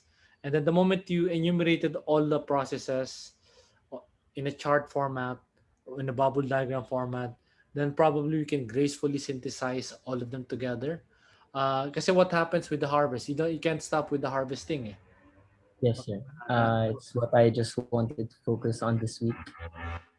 the sweet, This week, sir. the sweets, and then what will No, happen with sir, this? yun lang yung parang focus ko this week. And maybe next week I could explore more on banana peeling, slicing, blending. Okay, but while you are focusing the job, you also need to be you also need to have a foresight of what you want to Yes. do later on, like a vision of how you envision this project to develop. So Okay. like how do you imagine this building becoming relevant with the site? If you talk about the suites, who are your stakeholders? Who are the users? Okay. When it comes to the site, like how is this going to be relevant with the site? Okay. Okay, it needs to mesh. Uh, you need to be able to relate all of the things that we're doing, Yes, and sir. uh, and then be able to synthesize it later on. Okay. Yes, sir. All right. Sige. Okay. Thank you, Mark. Thank you, sir. Okay. Good luck next time. After Mark, who's it next? Hello, sir. Aaron. Sige. Go ahead. I'll just share screen. Oh, wait. Screen.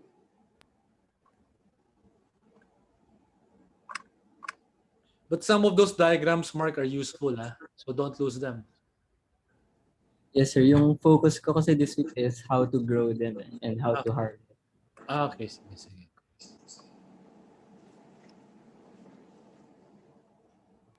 Hello, sir. Yeah, go ahead. Okay. So, sir, this is for my macro. So I basically just show here the roads that we could use to enter the site. So mainly Portacio, the Avenue, Taft Avenue, and EDSA. Then after that, we also have the figure ground map of the pre-existing sites. Then I also incorporated the police station and hospital, which is going to be quite important. You could see the abundance of hospitals around the vicinity. Okay. And so yeah, also to note, that's so my location is the yellow one. It's so going forward from there, north is where the hospitals are.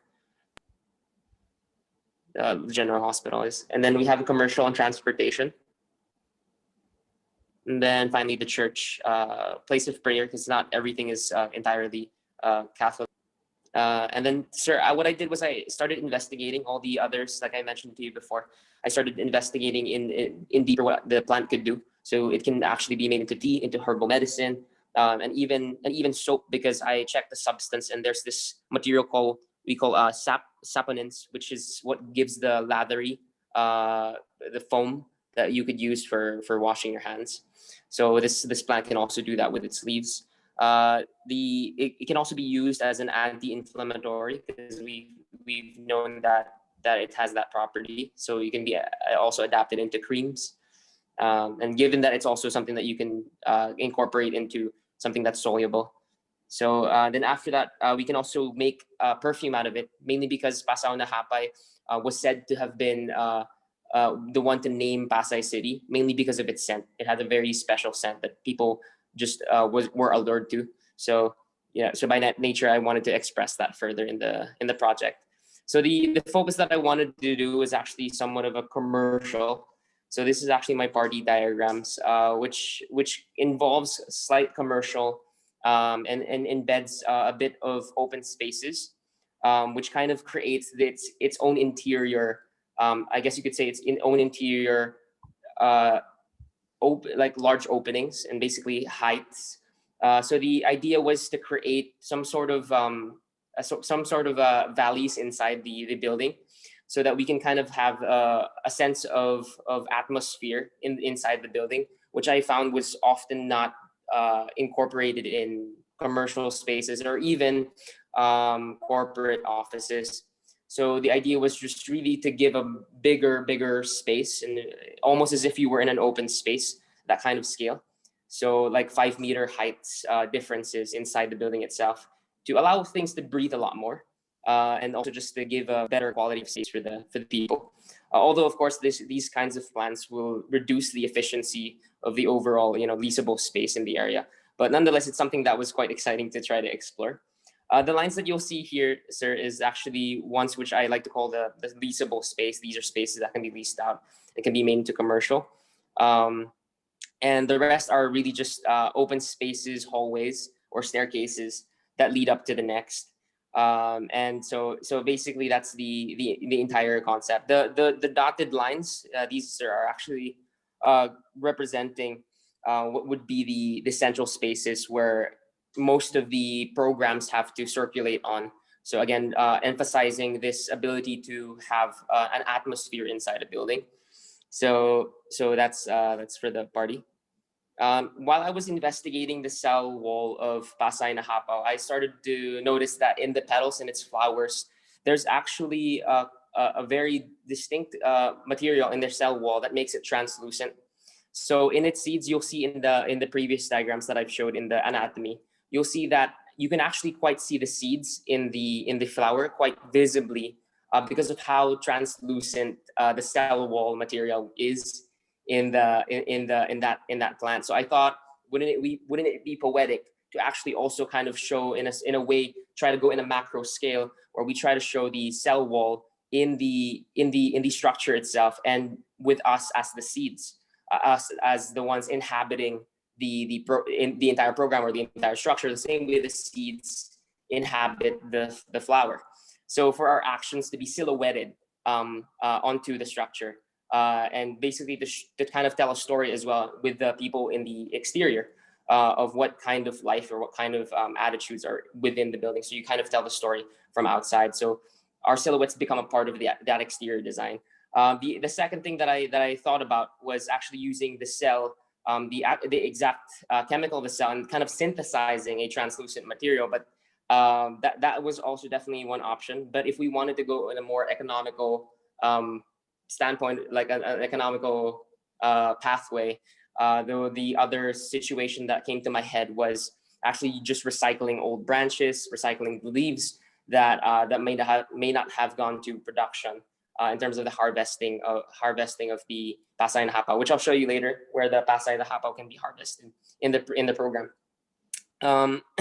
So essentially, that's what this was supposed to be able to do, to still let in the light, because of course these leaves and these flower petals, they're quite translucent to some extent, and they can serve as shading in the entire project. But at the same time, it can give a sense of relief as well, mainly because plants and greenery can help, reduce the stress levels in people in the offices. But I wanted to take it a step further and just experiment on the hexagon shape. So this hexagon shape is actually the tendency, it's what the cell wall is actually made up of. So if you go down to the molecular structure of a cell wall, it's usually in hexagon forms.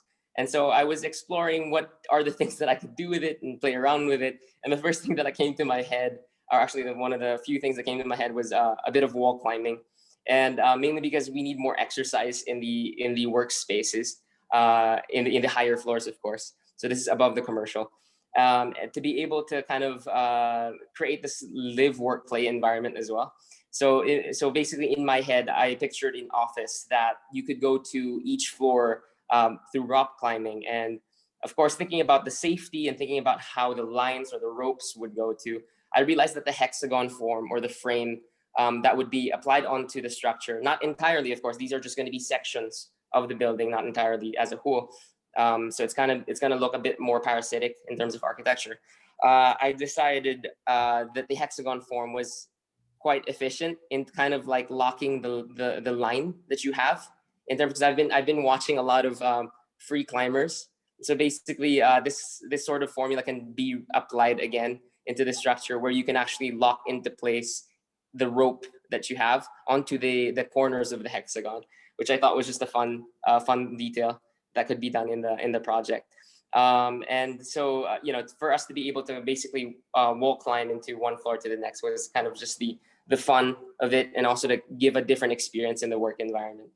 And then finally, sir, this is actually the solar carving 2.0, which is where I try to basically use form, because I struggle with form and I'm still experimenting on the forms.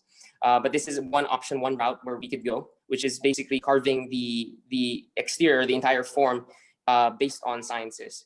So because I am completely not that artistic in terms of form finding, I thought, why not I just use sciences to dictate what the form can look like? And so solar carving took me a step further in that aspect, where I got the June solstice, equinox, and December solstice, the same as the ones before, and started carving them into a curve from one point to the end. And of course, to just create this more fluid, but at the same time, a greater area, which you'll see here in the thermodynamics portion. So the equation basically goes that the energy transported can increase as your area, the cross-sectional area that is directed to the heat, can also increase.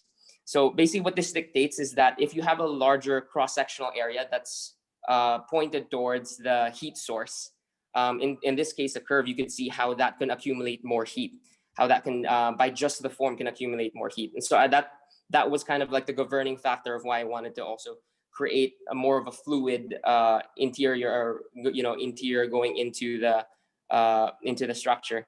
And so this would allow the plants basically to absorb all of those heat, but at the same time, because we have all these plants pointed in a 90 degree, so it's basically going up to the sky, it can also help trap bits of the atmosphere, which can heat up that topper part of the structure. That was an issue that I had encountered in the previous experiments that I was doing while I was trying to understand how the solar chimney concept can be applied to the form. And that was that most of the time the sun shouldn't be directly going into the solar chimney, but instead going, let's say 45 degrees to the chimney. So it had to warm up a thing that would a division that would block it, which would in turn basically bring that hot pressure, heat up and pull a low pressure and make up low pressure point beneath. So I decided that if I had a lot of plants in this area that were pointing 90 degrees, the sun could touch them at an angle in such a way that they can trap heat there, and by that sense create a hotter atmosphere above that separates it from the low atmosphere below. And so that should generate more wind, and a much stronger one than the one I proposed from before. So that's basically the project that I have so far. Yeah, so basically the idea is, again, to create everything still surrounding the Panahon na Hapay plant, and also with the uses it can do by allowing us to sell commercial on these kinds of products. At the same time, the route that you'll see here going straight up, so northwest, is where the hospitals are. So imagine having a small little pharmacy where you can have herbal medicine to sell, as you pass by this route. So that was basically the idea that I had, and hopefully that can also kind of uplift the local community, and into reminding as well of what Pasay City had been about before. Okay. So that's my. Sorry, hello. Hello, yeah. The diagrams are definitely beautiful. Let me just provide you a comment when it comes to the process of what we're doing in the studio. Like, these are not wrong, don't get me wrong, especially the solar carbon 2.0, but I think I mentioned earlier that don't fall in love with this yet, because it will keep on adjusting, because the process we're doing is a bit complex, because we are integrating research and synthesizing the process of your topic with the stakeholders and with the site. So those are very complex topics to touch on and become a basis for the process. So definitely this will still change with solar carving. And what I noticed lang with the presentation now is that it's everything is in piecemeal. Like one aspect of the building is explored, another aspect is being explored. I would suggest, while these are not wrong, don't get me wrong, Aaron, you can still keep this as an idea, like part of the bank of your ideas. Uh, I want you to focus more on the overall process, like what does your building will do, and then and when you're talking about the plantito or the foliage that you are working with, you need to think of that plant and what it can do to the surroundings, what it can do as a building, what it can do as a product, and then everything will revolve around it. They get it? Because the office typology, I'm a little surprised that it was introduced today. I didn't know where it came from, but I understand you have a basis. But the idea is it should be organic from your topic, which is the plant. Do you get it?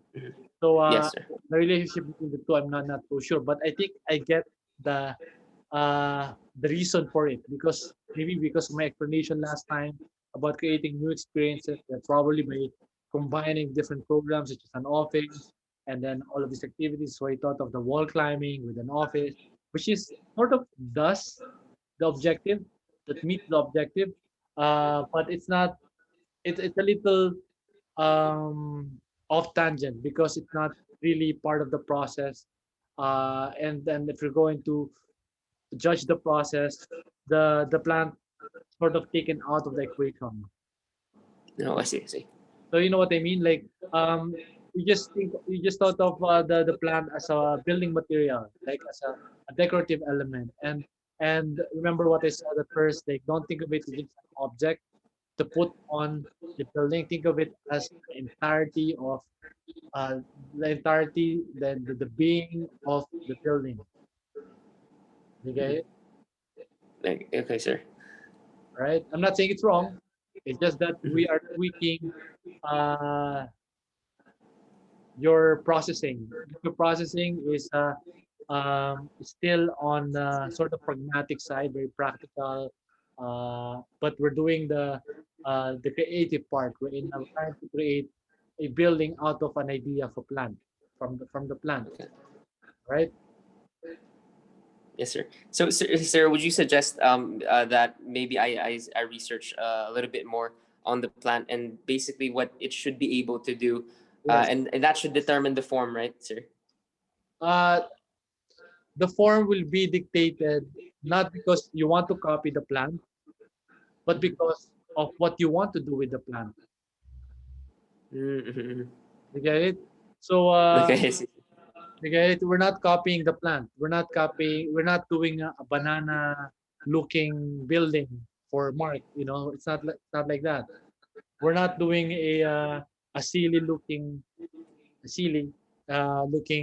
uh, house or a yoga building for Tracy. It's not that. The form will be dictated by the processes behind what you want to do with the plant.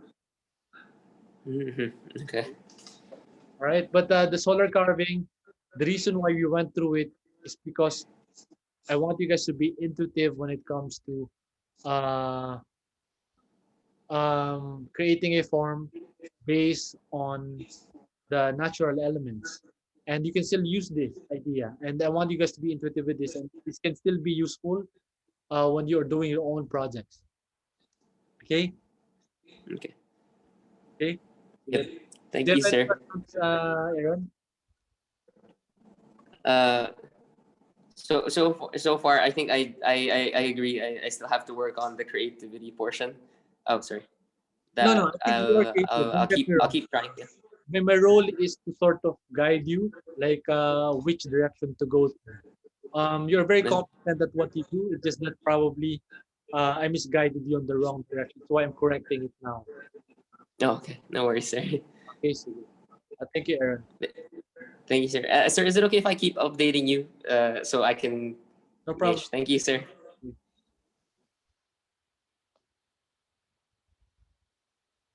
See you next. Hi, sir. Okay, I'll just screen share. All right.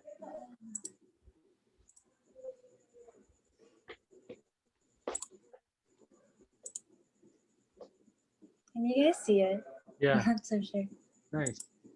Okay, so this is my macro study. So this first slide actually, like I meant to pinpoint the specific area that my lot is in because, like, since Ayala Bang is very big, like it kind of gets lost to the whole building. So then I just wanted to pinpoint it in that area.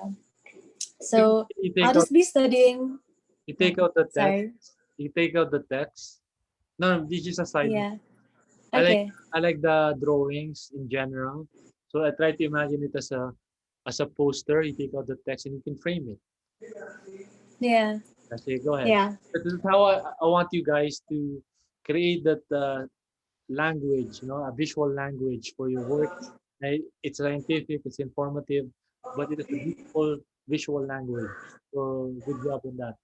So go ahead. Yeah. Okay. So, anyways, through this study, I kind of wanted to just study Ayala Alabang village on its own instead of the entire city per se, because technically Ayala Alabang is its own city inside the village because there's so many things, as I'll explain later on. So, here is a figure ground map to show how many houses are actually built within the village and how much people there are actually inside this village. So then, yeah. So next one. This is actually the road network. So I wanted to show the main roads within the area that people can access mostly and connect to the smaller minor roads that do connect to the lot that I chose. And also the like the access roads from outside the village are seen here too. So I also wanted to show the access points, and there are actually 4 entry points to the village and one major entry point, which is actually the major connection to the site itself. Because Maria Cristina Park is actually one of the places that people come to the village to visit, because it's later on. I'll explain actually. So yeah, this is the zoning. There's a lot of residents in the village. As you could see, there's a lot of residential areas. Commercial, there's some. There's actually our own 7-Eleven, our own supermarket, and Starbucks inside. So then it's very, so there are a lot of places people can go and get food and stuff, and a lot of open spaces as well. Infrastructure, utilities, education institutions. It's pretty interesting because the village does have a lot of um, families, of course, and there's 4 schools inside the village. So then parks are very essential. And the park that I chose to build on is near Zobel, which is the biggest school. So then a lot of students actually visit before, but now there's not much school. But then now the park really is just visited by residents. Anyway, yeah. So next, I wanted to put emphasis on the number of parks that are actually in the village. So then the one that I highlighted is, yeah, number 1, it's color red. That's Maria Cristina Park. And there are other parks within the area. And it's pretty interesting because each park in the village has its own distinct feature. So then some parks have like a tennis court. Some parks are for dogs specifically because yeah, recently dogs have been banned from any other park, and also my park. Like dogs are banned from there. And yeah, even football fields and everything. So then in my park, it's nice because it's actually called a senior and family park. So then people just go there to actually do lawn bowling or something. So then it's very peaceful in that area. So yeah. And what's really significant about my area, so then I actually zoomed it in closer so that it would be easier to see the bike trail that connects from the park to 2 other bike trails. So then the lot that I chose is in a location that is one of the 3 places that people go to look for like a sight to see. Because in those areas, it's actually not many things are built in that place. So then it's full of trees and full of high grass, like tall grass and everything. So then people who bike and walk to that area are really just into seeing something different and yeah, having just a different view from the rest of the village and seemingly outside of the city or something. Yeah. So I remember like my dilemma last week where I was really questioning whether or not I'm building a greenhouse or anything because I knew that I didn't want to build a greenhouse in my location. But then since I'm building a plant, I wanted it to be something that was just meant to be there and not really something that people like notice, oh, it's like being planted there and we have to like be careful in that area. It's just a part of the architecture. So that's what I wanted to impose. And so when I was and oh yeah, and also because the area is like a bird sanctuary, like my village is a bird sanctuary, like having plants be part of architecture is very great since like birds cling on to anything natural and familiar looking. So that's why they really just hang on trees and branches and everything and not really um hang around architecture that looks like a structure, like an architecture. So then, since I want to attract birds, it would be really nice to have the surface of my structure to be covered in vines. So yeah, in this slide, I wanted to show like the 3 surfaces that I want to include.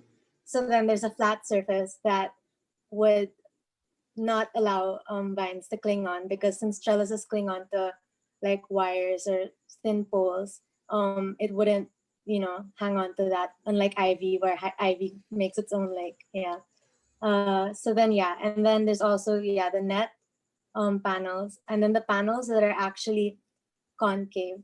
So what I found really interesting was when I researched on um, how birds are natural architects and they build their own nests, their own homes, and how similar all the nests were because they were very organic in form. So then a very familiar form that birds may feel comfortable going into is something that seems like a bowl or a nest for them to land on and feel safe in. So that's why I wanted to be able to create these concaves onto the surface.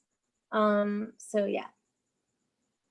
And also the cave is a Yeah, form of before I sorry. forget, I think you need a sheet showing your knowledge of the vines, like what kind of vines you will use, because these things take time to propagate. Yeah.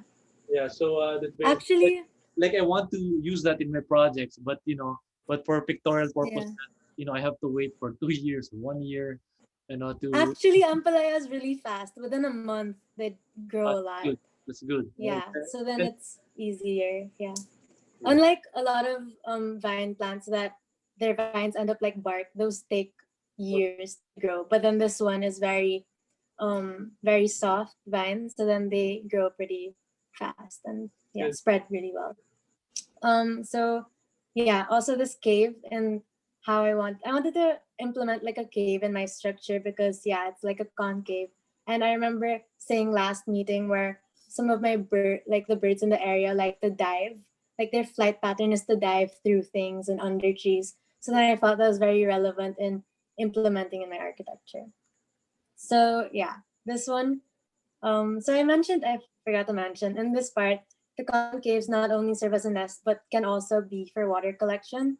So then, like bird baths, you know how they're like water bowls, and then um those actually attract birds a lot. That's why in my area, since it's near a creek, it does attract birds a lot since they do like being next to a like a body of water or something. So then having this architecture create little puddles for those birds to be able to stay around, it would really attract them. So yeah, so the water collection would kind of go like so yeah, the like pipes, if I use pipe, yeah, I probably use pipes to go through the soil. And the soil, I remember saying how the ampalaya is okay with being flooded when it's planted. So then I felt like it was okay to have it like directly connected. But then in any case, I could probably change that in the future.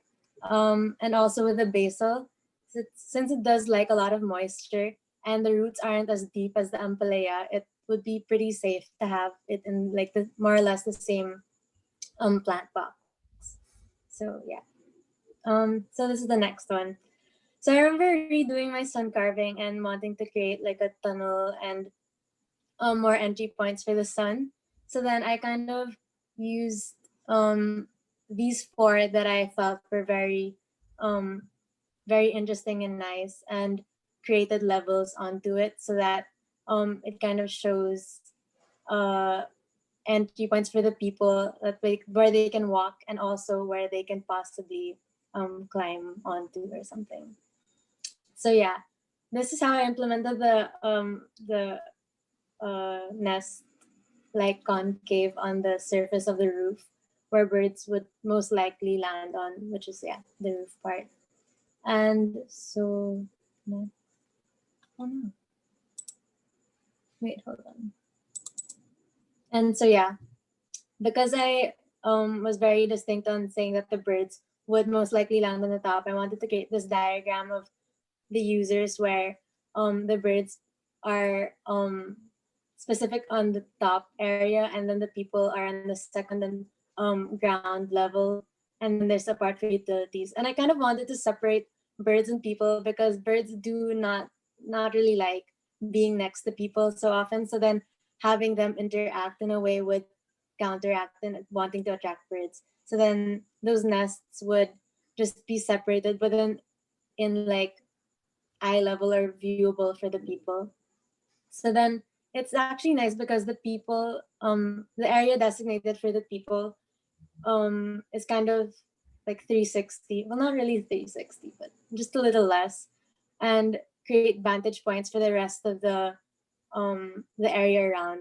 Because I like making this like researching and everything and making this structure, I felt like this architecture was becoming more like a tree house for people that they could just walk around and climb onto and just hang out there, which is very nice specifically for that area because the only resting points for people in Marie Christina Park are just benches with labels of people. So then it's not really welcoming. So then having something for them to just sit and walk around is would be really nice. So yeah, and in the structure, I wanted to also show how the different angles are implemented in the building and like those holes. So then first is deflection, where the tilted angle of the wall kind of creates a deflection effect. So then um, since it's kind of the wind would kind of pick up and just scoop outward and allow like a breeze for the rest of the area. So it not only affects the structure itself, but then the surrounding as well. And then I want to apply um to that angle, like a Venturi effect where there are punctured holes into that allow wind to pass and create like a tunnel effect that speeds up the wind so that it's breezy and allows um what's that, the flowers and the seeds to like scatter in the area. So then it would help with the ampelea specifically. And since the deflection and Venturi effect, like I noticed that they really look like rock climbing, like a rock climbing thing. So I um, created this image. So this image is shows the tilted way of the structure, and then those holes actually can serve as like, you know, when you put your foot in like a rock and then you just keep climbing and then use that as like as a stair or handle for you to go up. So I felt like that was really interesting. So it added to the play of the space and also contributed to the wind that would, you know, flow throughout the space. So next. So this is my last one. I just wanted to show how like they go out together so people would climb to only that part of the area of the roof, like in this part. Like, and then that would stop because the birds would be on the rest of the roof space and not be able to interact with them. Yeah. So that's it. Beautiful presentation. I love the flow of the presentation and the diagrams accompanied by it. But my Thank comment you. would be almost similar with, although yours is a little more complex, with Jao, because we want to veer away from, you know, just providing a very vague space, like just an open space, like just a hangout space. You know, the Yeah. complexity behind that idea is really uh, non-existent. Like it only applies to a certain type of project, a certain type of requirements, and then I think you really have a very good sense of aesthetic. And when you have the sun diagram, you produce a very sculptural, beautiful form. And then you have the idea of those pools for the birds, and then you just put them on top. I mean, it's okay. Like, but what if your priorities is about the birds and like, and encouraging them to hang out on that rooftop? Then probably the sun carving might be negated because you only use the sun carving. It becomes more relevant if you're talking about a more complex program, like let's say a building or a house, and then you have this building, now you have this form, no? Kasi right Yeah. now, you're not talking about any program yet, and yet you are, in a way, at this point, although I'm not saying that you are finalizing the form to be like this, but in a way that if I'm a stranger and then listening to you, it sounds like as if you are fixed with this form that has no program yet in mind, and then you just basically added the pools, no? So I think the idea between the two are good. Both ideas are good, but when it comes to what we're doing in the studio, I think the pools are more usable, and the sun carving is just basically an exercise for you to be more conscious of the location. And then I like the idea of uh, the the air vacuum that you created below. I think you can still use that idea, you know. But for the other aspects, think of a program that you think will be compatible with inviting all these birds uh, into your proposal, and at the same time something that is also compatible with the surroundings, and aside from, you know, being a hangout area for everyone, because you said it's, you need the park, but we're not, unfortunately, design for is not just about parks. So you need to integrate the research part and create a building out of it. It doesn't have to be the building that you expect. You know, you can be very creative with the program for as long as it addresses the needs of the community and it's compatible with the idea of the bird sanctuary. I would have suggested a, since you mentioned Ampalaya, then maybe I know that in these villages or even in my area, they have weekend markets, etc. Probably some market. And unfortunately, Yeah. it's going to be noisy. And what will happen to the birds?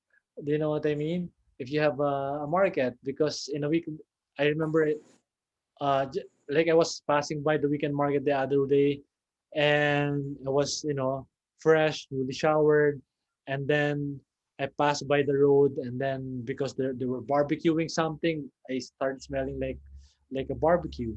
So Yeah. so it's the same thing with it might be obtrusive for the birds. So think of what is beneficial for the community at the same time benefit something that won't disturb the birds. Probably you can utilize this Actually, oh sorry.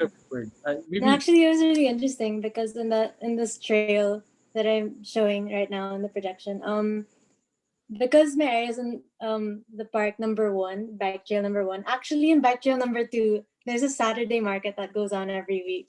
So then it would be really interesting to connect those or something. Because my location was like a former location for the Saturday market, but then was moved to Zabal because yeah, it was too noisy. yeah. So but now what happens to the bird if you do the market? So, but Yeah. the moment you're able to answer that question, ampalaya, the vines, since you're working with the ampalaya, no, because those two are sort of meeting the objectives, the box that you need to tick. So, what is the program that is compatible with the surroundings, the needs of the community, and the birds and the ampalaya? So, what can you do with the ampalaya aside from because the market? I'm not so sure because of the bird idea. Yeah. So, I have some ideas, but no, hindi pa rin pala.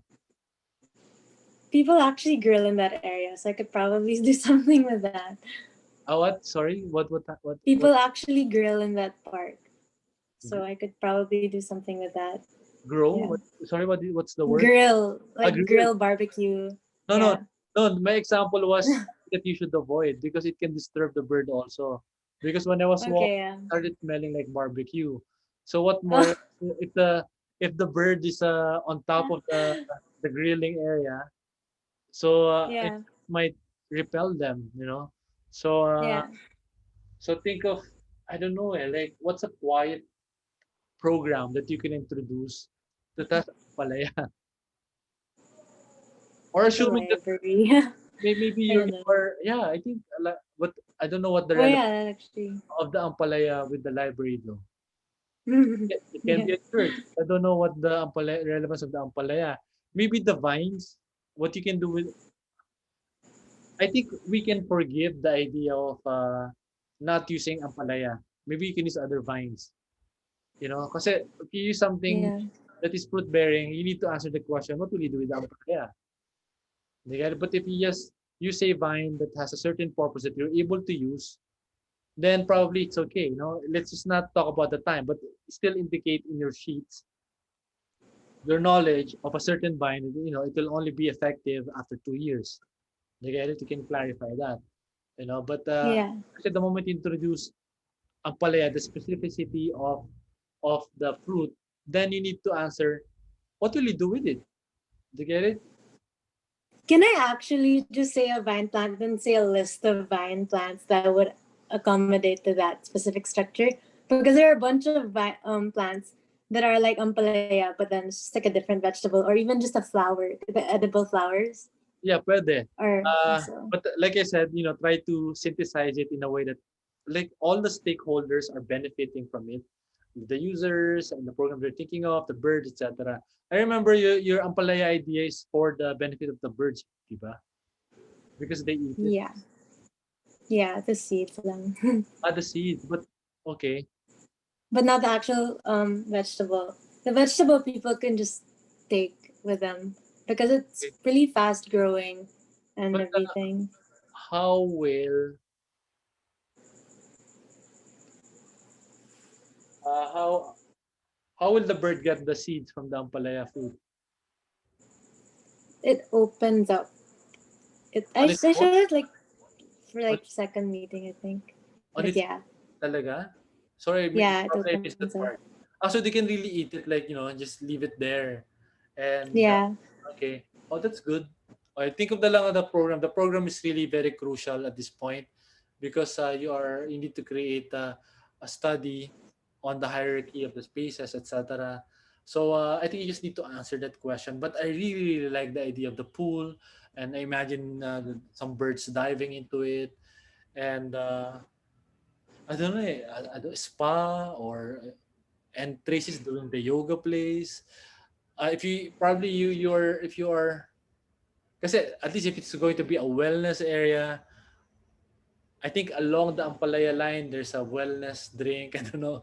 So everything is connected. Alam mo yun. So you can make use of the fruit, and it's quiet, and then you Yeah. can pass by the ano. So I don't know yet. But the only downside is that you are similar with Tracy with the yoga thing. But probably you can approach it differently. And then probably the ampalaya is used Yeah. as a supplement. Then you can create a process on how to make it supplement.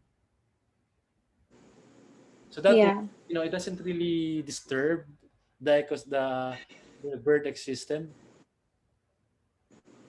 Okay. Yeah.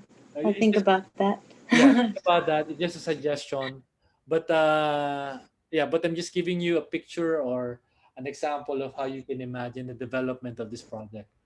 Okay. Sige. Okay. Thank you, Bea. Thank you. All right.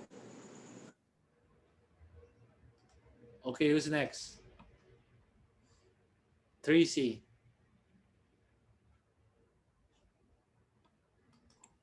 Hi, sir. Hello, hello, Tracy.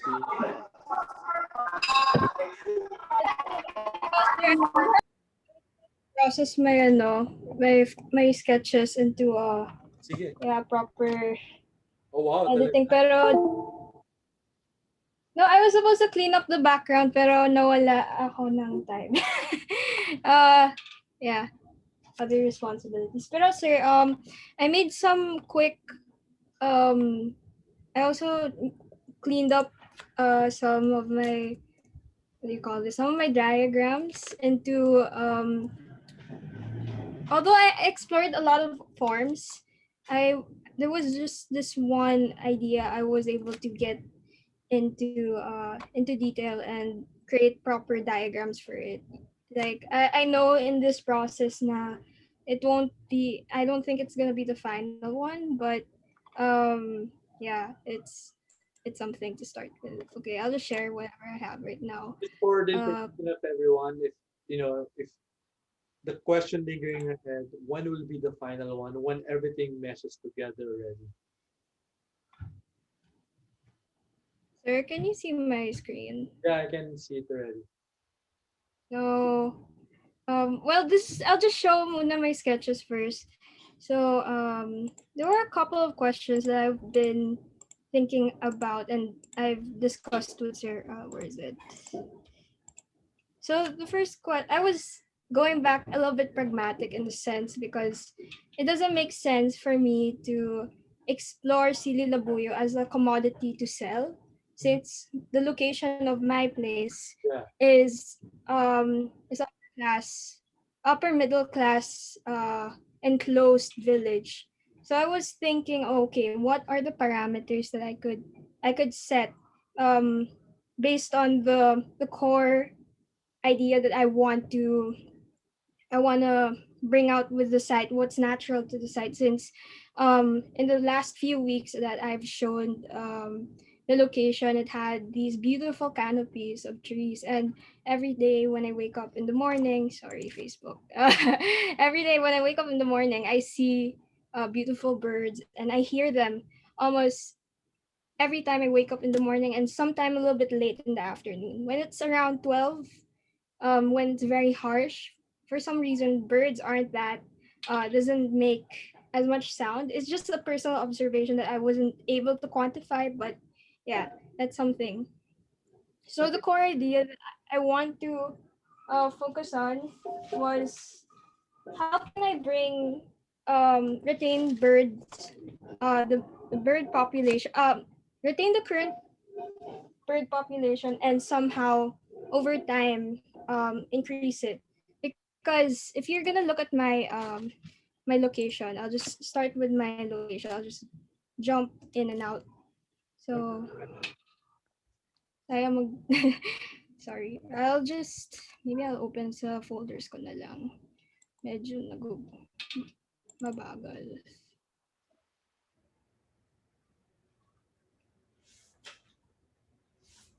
So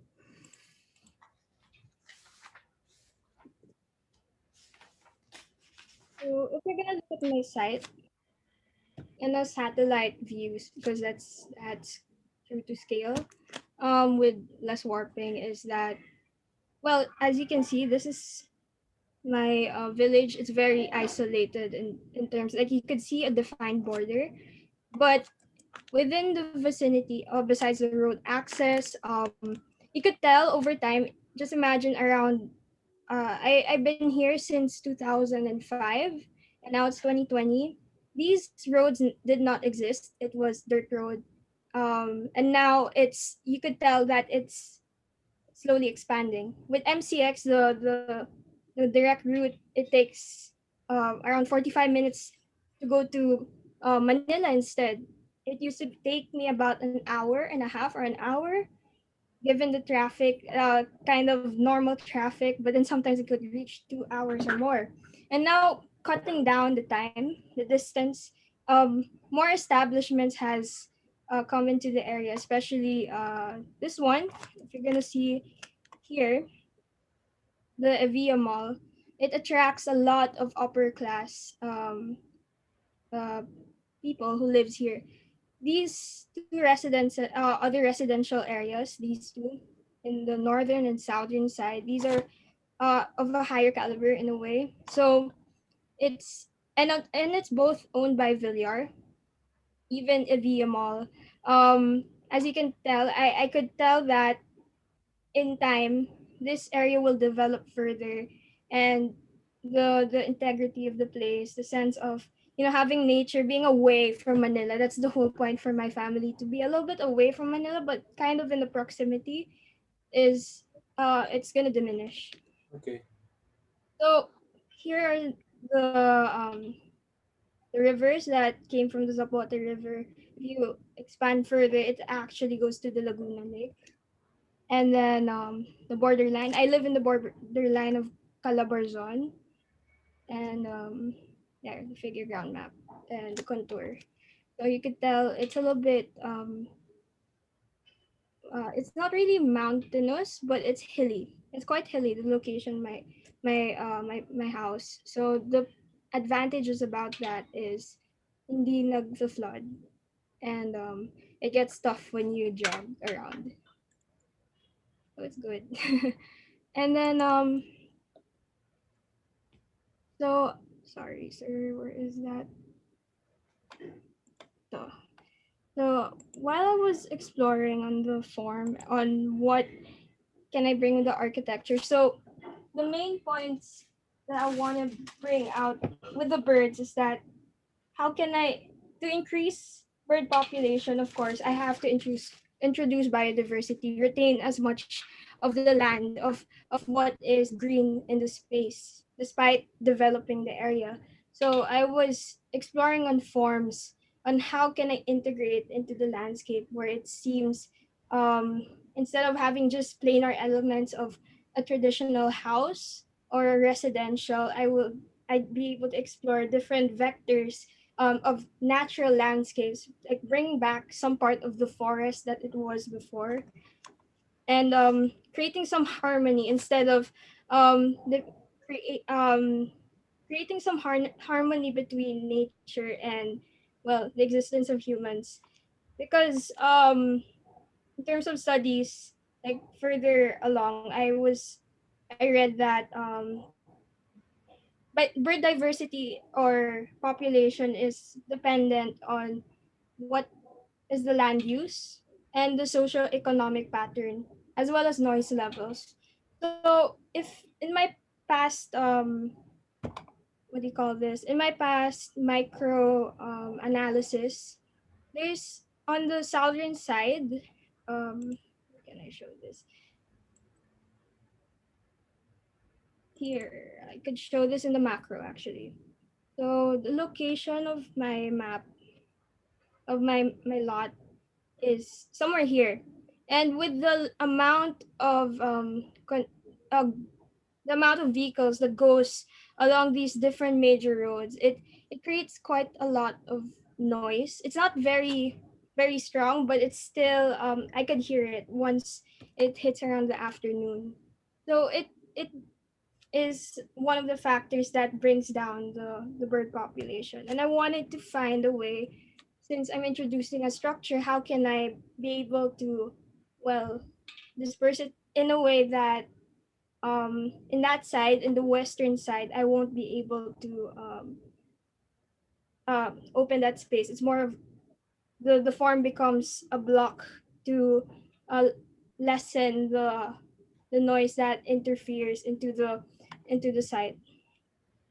So okay, I'll start with the ones that I was able to work on here.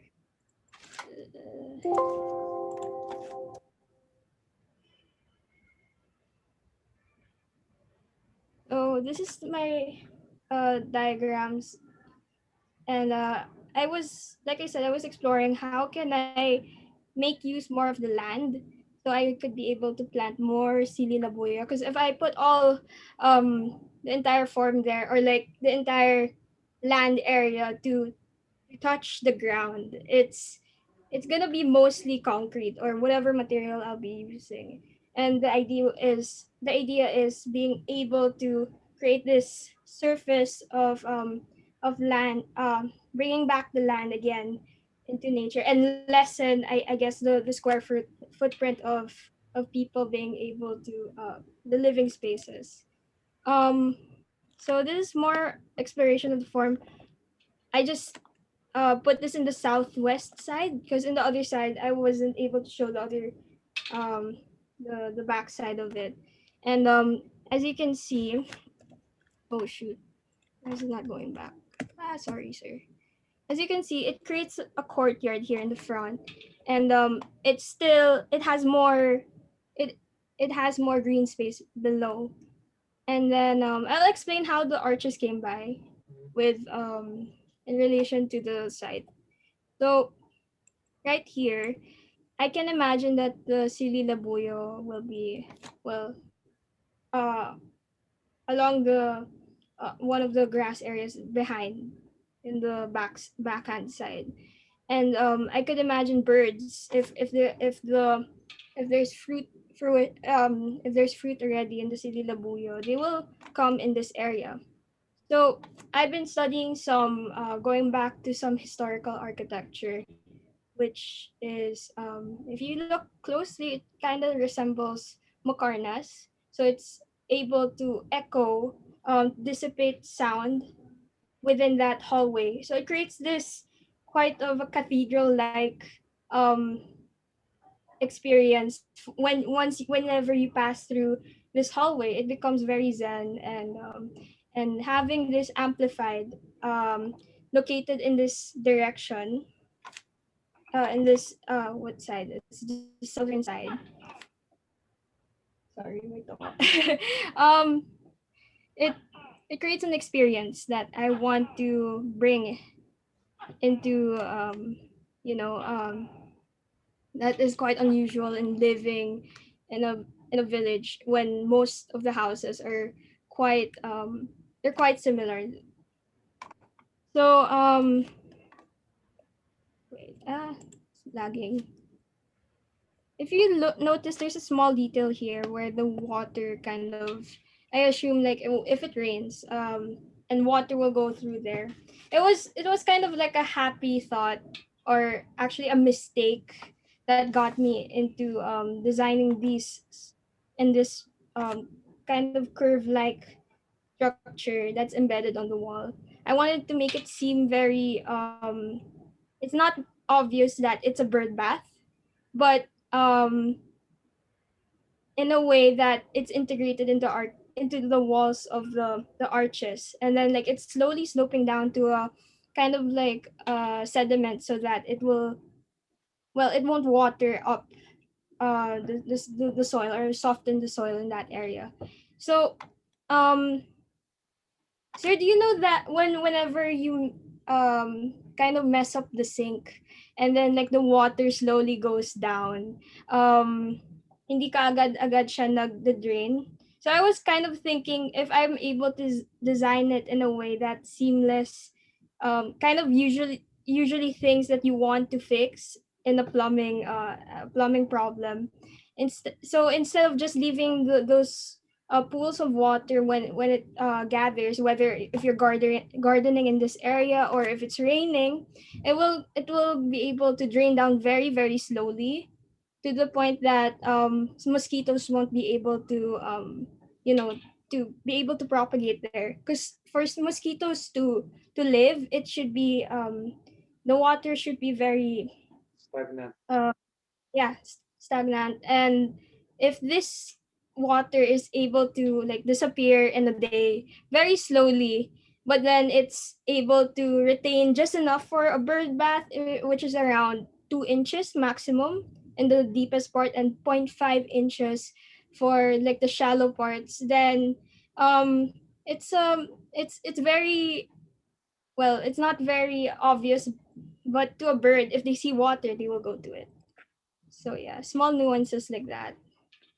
And then in this side, since this is like the southern side of the building, and there's neighbors who are behind me.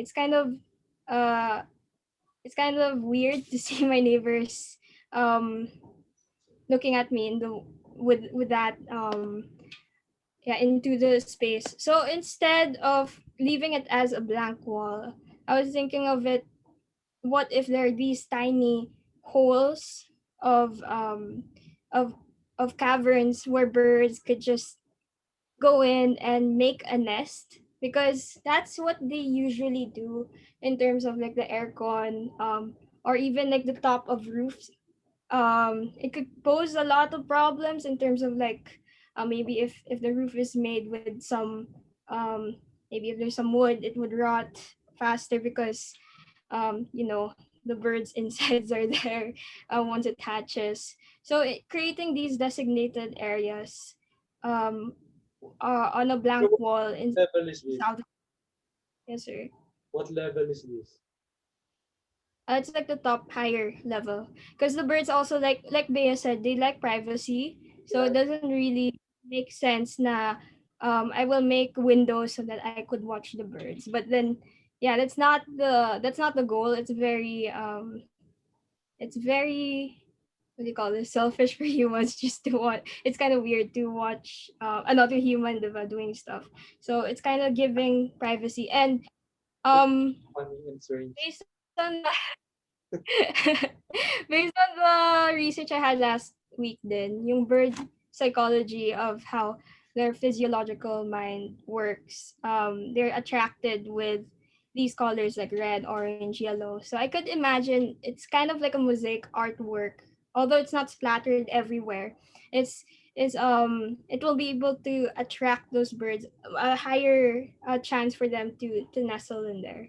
So yeah, so they have privacy.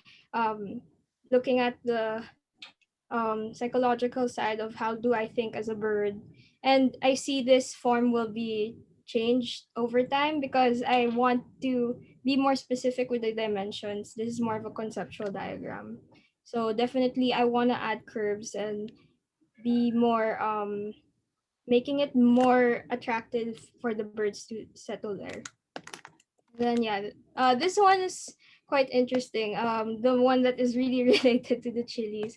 So, remember last time, sir, I talked about the solar um drying for the for so in case I want solar drying so that the chilies can be either in powder form or dried. It will store longer, like for up to 2 to 3 years.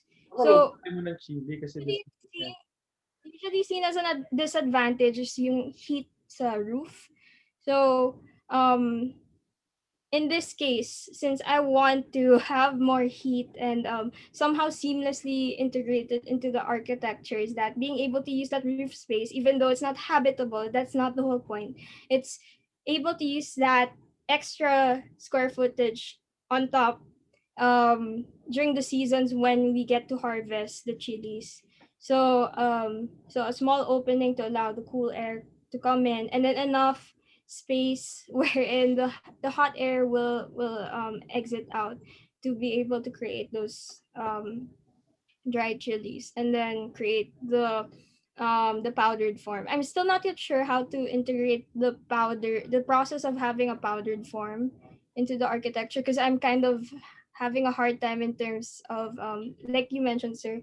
The problem last term was how to make a machine seem very seamless into the architecture. So that's something I'm still trying to explore. Yes, sir. Yeah, I mean, I think a good clue is my discussion with Francis. In a way, it provides a good picture of the thing that we are trying to do. When I don't know if you were listening to that part when we were talking about the wall, that's supposed to be rotating, and then the idea behind enclosing it so that it can have a condensation process, etc. I mean, that's the first step, but we don't want to make it look like um, Spartan. We want it to look architectural, so he has to redesign it such a way that it was meant for that place, and and then it will be organic with the program as they prepare aloe vera products, etc. So that kind of seamlessness uh, is what we're looking for. And then I think you might not be able, you might have missed what I said earlier before you started, that if you're curious when this is going to stop when it comes to the process, is when everything is meshing well together, because we need to achieve that complexity of process so that we can say that it is a creative research, that the creativity is measurable with the research or the science part uh, to create a new architecture. So it's not just about then amalgamation of different ideas and different components, etc. It has to be composed, intelligently composed with reason. Do you get it? So there's really no, for me, there is some formula that I haven't defined, but there's really no a definitive uh, process. But I can provide you the ingredients of what we're looking for, and the expectations from it. And if I'm going to look at your work today, I like the allusion to history, to architecture history. I think you can keep that to make your project really unique. And yeah, and then I'm just a little lost with uh, that very abstract form, the macro form. Um, and like what I said, if you notice, when I not naman dismiss, slightly dismiss some of the ideas prior to your presentation, that we're done with the sun carving as an exercise, and what will really dictate the form of the building is really the process behind what you are doing with the topic. In this case, in this particular slide that you are showing now, what is showing now is the kind of the project we're talking about. Basically, the architecture will be dictated by this kind of interaction, between these elements. No, so what more if you enrich it with the program? Right now, what's lacking with this presentation is the program, which I think will still influence the entirety of the form. That's why you cannot really stick with this very modernist abstract form. And then it's true din naman. I don't want the building to look like a white elephant, or serve as a white elephant in the area, because if there's no market for sili, then why force it? But you are still expected to sort of use a foliage essentially to inform the design of the building. So it's just that unfortunate that you want to have birds, and then the birds eat the ceiling. That's why you're stuck with a question if you're going to use the ceiling or not. But I'm sure there are other foliage that you can flora that you can think of, or probably search around the area that is more useful and beneficial for the immediate stakeholders and the birds themselves.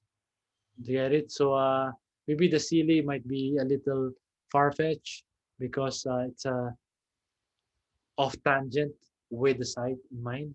It's actually it's more off tangent. na naman. Pero probably it's almost the same as Bea's work. But yeah, it's again, it's like it's like thesis, trying to look for the right topic. So you haven't really found the right topic because you will really struggle with forcing an idea that doesn't work in one aspect. And in this regard, it doesn't work with the stakeholders in the village. It doesn't make sense that you force the silly to them.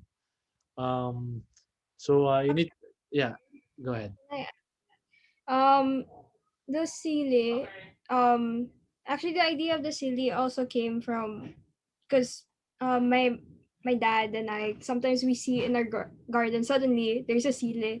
We didn't even plant it, even next to a poso, and then there's like some ground area. So very It's totally common. natural that it It grows comes there. naturally. Hmm? It grows naturally in Yeah, the. it grows naturally because Uh, of the birds area. That's and why I picked. maybe there's some way that you can still make use of it. You Yes, know, sir. because Mm. kasi I think it's a strong feature that it is very natural with the site. Like probably the soil is perfect for the sili, and the sili became very expensive recently. There was a shortage of sili. Kanina Actually, I was yeah, thinking, yeah. I was looking for sili. There's no sili. I was It's so very expensive per kilo at some point. I think 2018. I didn't put the demographics last week, but it reached 1,000 pesos per kilo. exactly. So imagining I forgot to mention pala the way I might see how I could kind of veer away birds because the way I see this the building the reason why the building form is kind of like enveloping in such a way is like I could imagine there's some silly labuyo still planted there. I didn't diagram it though, but and this silly labuyo also within the structure underneath there. But then since this is the southern side where and we don't want to be that much, it's quite hot and likely the birds kind of could survive that a little bit better given the like the walls that I made if they choose to live there. But there is a in my microsite analysis there's actually two big tree canopies right here. So there's a lot of birds already given in the area. I saw it like what percent the way I was thinking about the form like what percentage likely am I gonna like consume the chili and then like the birds will eat the chili so the architecture like my architectural response here is like okay I have to make some ground area here and then like create some sort of living space um on the area that is kind of um what do you call this? Like we don't desire it to be in the southern side because that's where the sun is all the time, and the birds as long as there's enough shade, um, that's why if you look at the detail of this, it's quite oblique. So there's some shade, there's like some tiny hole to get through, so that hindi sila din mainitan. Yeah, this, That's what ayun sir. thank That's you. how I was able to get through. Yeah, That's why the farm is quite uh unusual also. Yeah, like the philosophy I also want to get into is like how can I just bring more nature to nurture the natural surroundings and then well the architecture introduces well humans like how can you make a symbiotic really. relationship rather than harvesting entirely just for human needs, human consumption. Since we don't eat that much sili labuyo, that's why I've been asking also like, is it really the goal to yield a lot for us to consume, or it's just like something that could enhance the site and still create that important relationship wherein we still consume some sili labuyo but then we allow now we change the habit of like of how humans think especially in urban areas is that kasi babalik naman yan the birds will will eat the sili, they will poop it out and then another cycle will come again. So when I established that into the architecture, the reason why I did this yeah, that's kind of the core of it, sir. Just to add there lang. But Okay. I'm still trying to explore on it again. Yeah, it's a difficult situation to be in to have a topic that is perfect um with what you want to do with the birds, but a little conflict with the stakeholders, just a little conflict because it's very hard um uh to to meet all of these requirements. But that's what makes the design exercise really hard. That's why uh that's why you're not just designing a house. You're sort of you're making this problem really complex. You're trying to solve this dilemma, and try to see it whenever. I think see Mark asked me last time, like, what is really the goal about, is it really about the, no, ikaw rin pala tinanong mo ako kung, is it really about the production of the plant, etc. No, it's all about the meshing, the synthesis of all of these ideas that centers around the flora. You get it? So what do you do with it? That's why at this stage I'm ready, um I'm already requiring the program to be due next week, so that you can already pressure to create a program out of the flora that you created. And it's very unfortunate, while you have the facility to produce a lot of design ideas and creative ideas, um, you're still stuck with what to do with the question, what to do with the ceiling, because it's very difficult produce to have, um, to explore as well in relation to the stakeholders around you. Um, Try to imagine it. It's like, it's good. You're asking the right questions. Like, um, is my goal really to produce a lot of ceiling?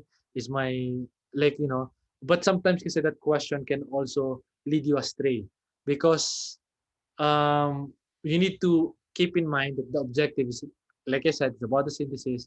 It's about your curation. You are curating this place. Okay, how they created this place with the birds in mind, and then with the plant in mind, and with the stakeholders in mind as well. So how do you create them all together to create a building? Because it is a building project. Eh. So yeah. So how do you synthesize all of these ideas together?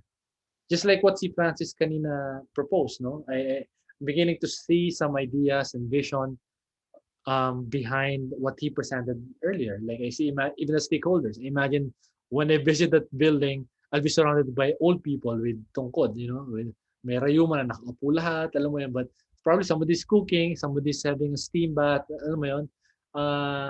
So that it creates that environment and culture. So what do you have there in your site that can nurture such ideas? Eh, siya, sa kanya, aloe vera was able to do that. Okay? So, can you imagine your silly doing the same thing? So, if not, then probably, I don't know, uh, think of other plan that probably useful for the stakeholders, but may risk na di mo ma-meet yung birds. But Mm-hmm. the idea of Yes, the sir. birds is really beautiful. Eh? Like the idea of inviting them, alam mo yun, like it's very experiential. You hear them also. Yes, sir. That's how we use architecture to sort of create those experiences. We use it as a tool so that we create a certain world. So gumagawa ka ng ganun. But may isang aspect, may isang box ka na mahirap i-meet, which is the stakeholders. Yes. Yeah, it's really like that. The one. Actually, um when you were talking about stakeholders, I have this kind of idea, like because usually when I visit the site, there's like these kids playing around here. A neighbor here, they have a lot of kids, like 3 or 4, and then they convert this tiny cul-de-sac kind of area into parang they have basketball, may net sila. Fine, that's fine. Ang problema lang, what is the relation of the kids with the birds and with the silly? So with the bird, Mm. the way I see it, just like what Bea said, it can repel the birds because kids are noisy to the Tama. point of annoyance. So yeah, so you might rethink that. I think the yoga area was yoga was a little getting there already. Kasi it's quiet and then the sound of the birds are the sound of chirping birds are relaxing. That's why I was already telling you. Kasi I've seen a lot of may bar ako nakita sa Bali na chocolate, chili chocolate something. May team na mga ganun eh. So I don't know what you can do with the chili for the for Is the it? I your didn't mention yoga po because I wasn't sure because he said like don't trap yourself in a parang a defined program yet. Although yeah, in my head I no, could you're going to develop it. Do you get it? So it doesn't mean that you don't use it. You get it? It can still be usable. You said you get it. So maybe I'm sorry if you misinterpreted what I said, but it's yeah, sorry, I got confused. So uh, what I'm saying lang is the same line as don't fall in love with this program. yeah, yeah, Parang ganun lang. That's what I'm saying lang. sure, It's good that you sure. clarified. So, yeah, so what can Mhm. you do? And then probably that can provide an answer. Maybe for yogis, maybe you can research if chilies are useful for yogis. Which one, sir? Chili, the chili. Actually, yeah, Yeah, yes. maybe it's useful for yogis, like for I don't know wellness stuff. That Mm-hmm. way, that can dictate a program. Sir, the one I presented last week, I did mention like there's so much correlations with the birds. I'll try to show it. I don't know if you remember, sir, pero I did mention that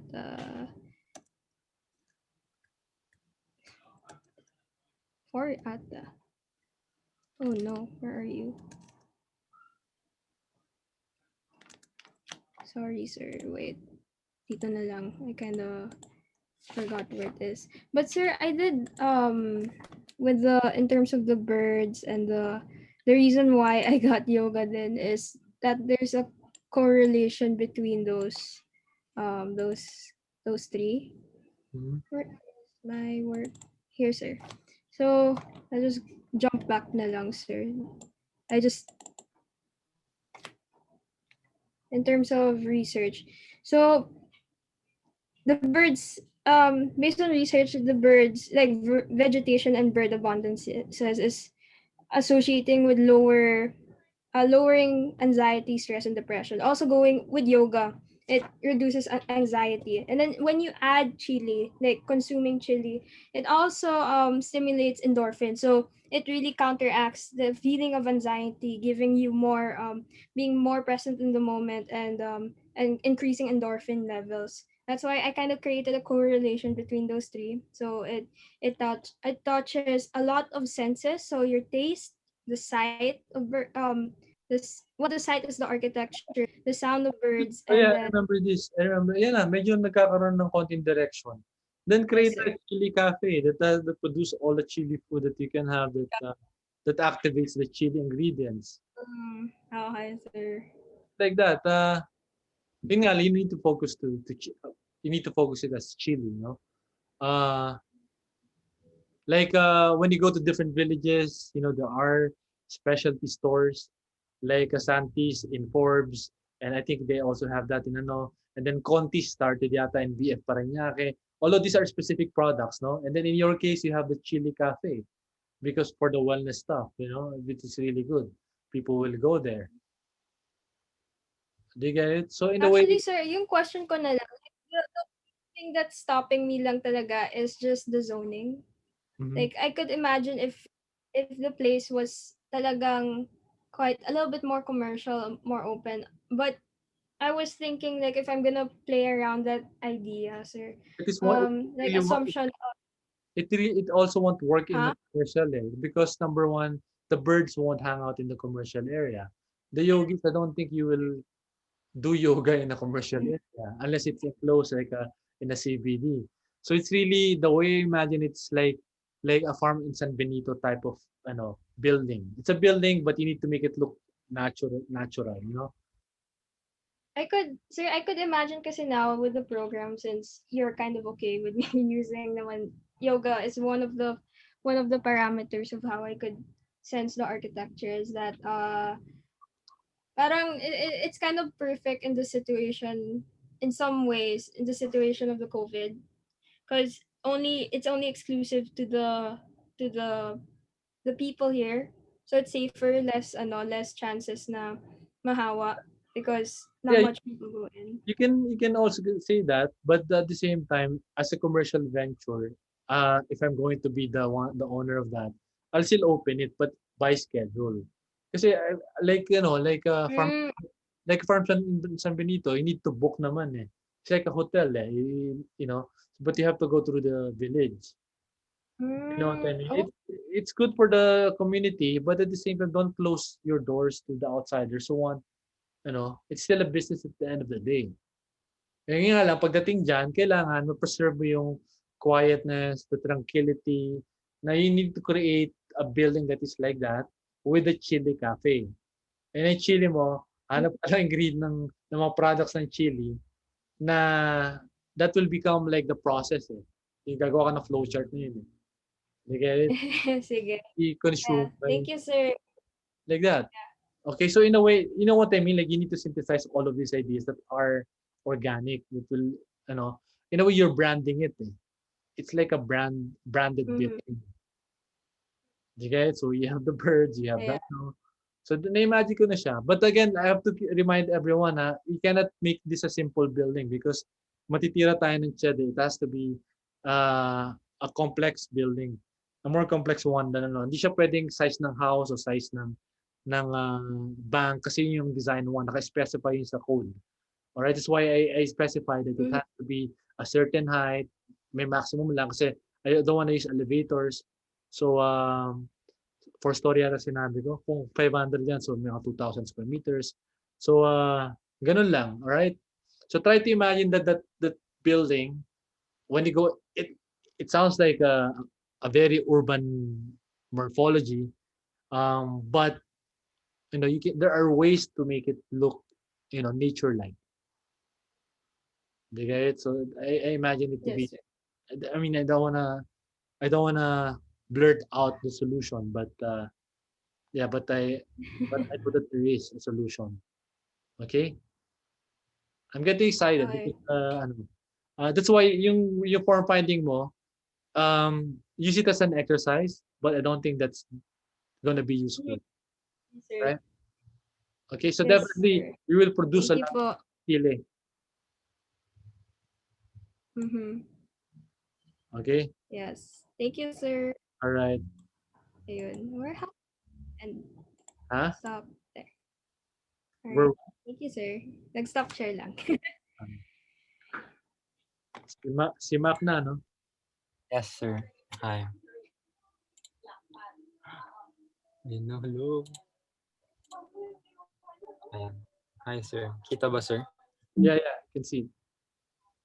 Ayan. So, ito yung macro site ko, sir. So, sa Parañaque to, so sa map na to, sir, parang like 3 barangays siya. So, parang na-divide siya ng river. So, ayan siya, sir. So, dito yung site ko. So, Yeah, good. medyo ginilid ko na kasi pag ginitna ko siya, puro dagat na lang. So, figure ground map. Wait lang. Ganda ng maps. Talo yung pa design fix eh. Hi, sir. So, ito yung zoning. So, medyo hindi pa siya detailed pero next week. So, residential. So, sa area na to, maraming school sa may like malapit dito sa site ko, sir. So, parang sa ganito, sir, parang more than 10 like yung school. So, medyo binabala ko na din yung program ko na medyo educational siya, ganun. Tapos, so ito, yung major roads, sir, tas mga minor roads. So, ito yung parang Ninoy Aquino Road, tapos Quirino Ave, tapos ito Radial Road papuntang Cavitex. Tapos, ayun. So, yung sa may party naman, sir. So parang yung mga ideas na meron dito, nakafocus sa dalawang step na to. So sa una sir, yung sa may drying part, ito yung parang sinuggest ni Cooks na, so sa may drying part kasi sir, parang hinahang mo siya when drying. So sinabi ni Cooks na, what if incorporate siya sa architecture, sa exterior. So parang like every time na tinatanggal tsaka dinadagdagan, nag-iiba yung itsura niya sir. So tinry ko siyang gawin, tapos eto yung lumabas. So parang ganito siya sir. So parang medyo window yung ginawa ko sir, pero hindi yung roof pa. So yung first, like parang ganito siya, bare lang, so wala pa yung leaf. So parang yung ginawa ko, like bundle yung leaf. So i-hang siya sir. So pag nakahang, ganyan lang siya sir. Tapos pag pwede siyang i-open, so pag naka-open siya sir, so pag kunyari nasa tanghali na yung sun, so medyo mas maaarawan siya pag nilift. Tapos yung ginawa ko din na parang eto. So parang yung part na to sir, para siyang drying rack na awning window. Tapos ginawa ko siya yung parang traditional na awning window kasi parang mas bagay siya sa itsura kaysa dun sa parang, alam mo yun, yung mga metal na type na ganyan. So parang ganito siya sir. So parang 180 degrees, parang ganon. And So pwede, lot in the details because the others will have to produce those kind of drawings later on. so parang like pwede siya mahang dito sa kabila para like mahang mo siya. Kasi pag ganito lang, kung ganyan lang yung awning mo, palabas lang. Like paano mo i-hang yung leaves? So ginawa ko pwede din yung paloob sir. So ayan, parang i-hang na lang ng rope na gano'n. So hindi ako sure dito kung hook siya kasi may possible na mahulog-hulog yung leaves. So hindi pa ako sure dito. So naglagay din ako ng parang table sir kasi parang prepping table lang. Oops. Prepping table lang para yun yung pag inaayos mo. So ayun sir. So yung next naman, parang more on dito sa may pressing. Pero more on nasa research pa lang ako. So eto, yung nag-research ako kasi may traditional tsaka mayroong mga research na ginawa na. So dito sa my first part, ito yung parang like hindi siya electric generated na parang machine. So parang ito yung mga presser for the pandan leaves, sir. So, ito yung source. Parang research siya, sir. Tapos, dito din yung sa second. Ito naman, more on parang electric generated presser siya, sir. Ito yung mapuwa, tapos ito, like yun. Pero, yung traditional, sir, ganito yung itsura niya. So, parang like log lang siya, tapos puro kahoy, parang may weights. So, parang yung pinaplan ko, sir, based sa, dito kasi, sir, may mga data sila. So, parang may equivalent force sa pag-press sir. So parang sa equivalent force na yun, parang may parang data yung strength din ng leaves sir, parang different siya every like different force ng pag-press. So parang yung pinaplano ko kasi gusto ko pa rin yung medyo ganito siya sir kasi like yung parang experience nung hindi ko tinatanggal yung experience nung paggamit na to. So parang based sa data dito sir, parang yung force na yun sir, i-convert ko into weights. So parang nag-iiba yung weights na to sir kasi ito isang weights lang siya. Pero tatry kong like different weights para yung leaves sir, iba-iba yung produce niya sir. So kunyari sa set ng leaves na to mas mabigat siya. So mas parang flexible yung leaves. So parang ibang product yung magagawa nun. So tas pag sa mas magaan na weights na pag press naman, so mas stiff yung leaves, so mas ibang product pa yun. So parang magkaka-variation ako ng product. So yung weights na yun, ibe-base ko sa data na nakuha nila dito. Pero like yung syempre like sa ano na to, mas ginawa nila mas easier yung pag-press, sir. Pero so kukunin ko din yung ibang idea dito. So next naman, ito parang research lang para sa plant. So ito yung parang orchid space planning system na nakita ko, sir. So applicable to sa mga fruit-bearing trees. So parang fruit-bearing yung tree ko. So applicable siya.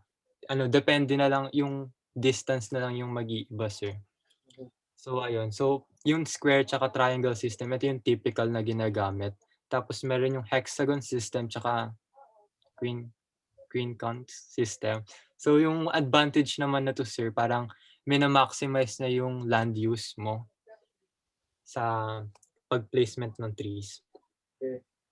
So ayun sir. So para sa yung sa program naman, yung bala ko, yung paggawa ng program, ibe-base ko siya sa ano sir, like yung process talaga from planting to selling the plants. Tapos yung program gagawin ko siyang medyo educational din. Parang field trip material siya kasi sobrang daming school sa area ko din siya sir. Parang gano'n. Pero yun lang sir.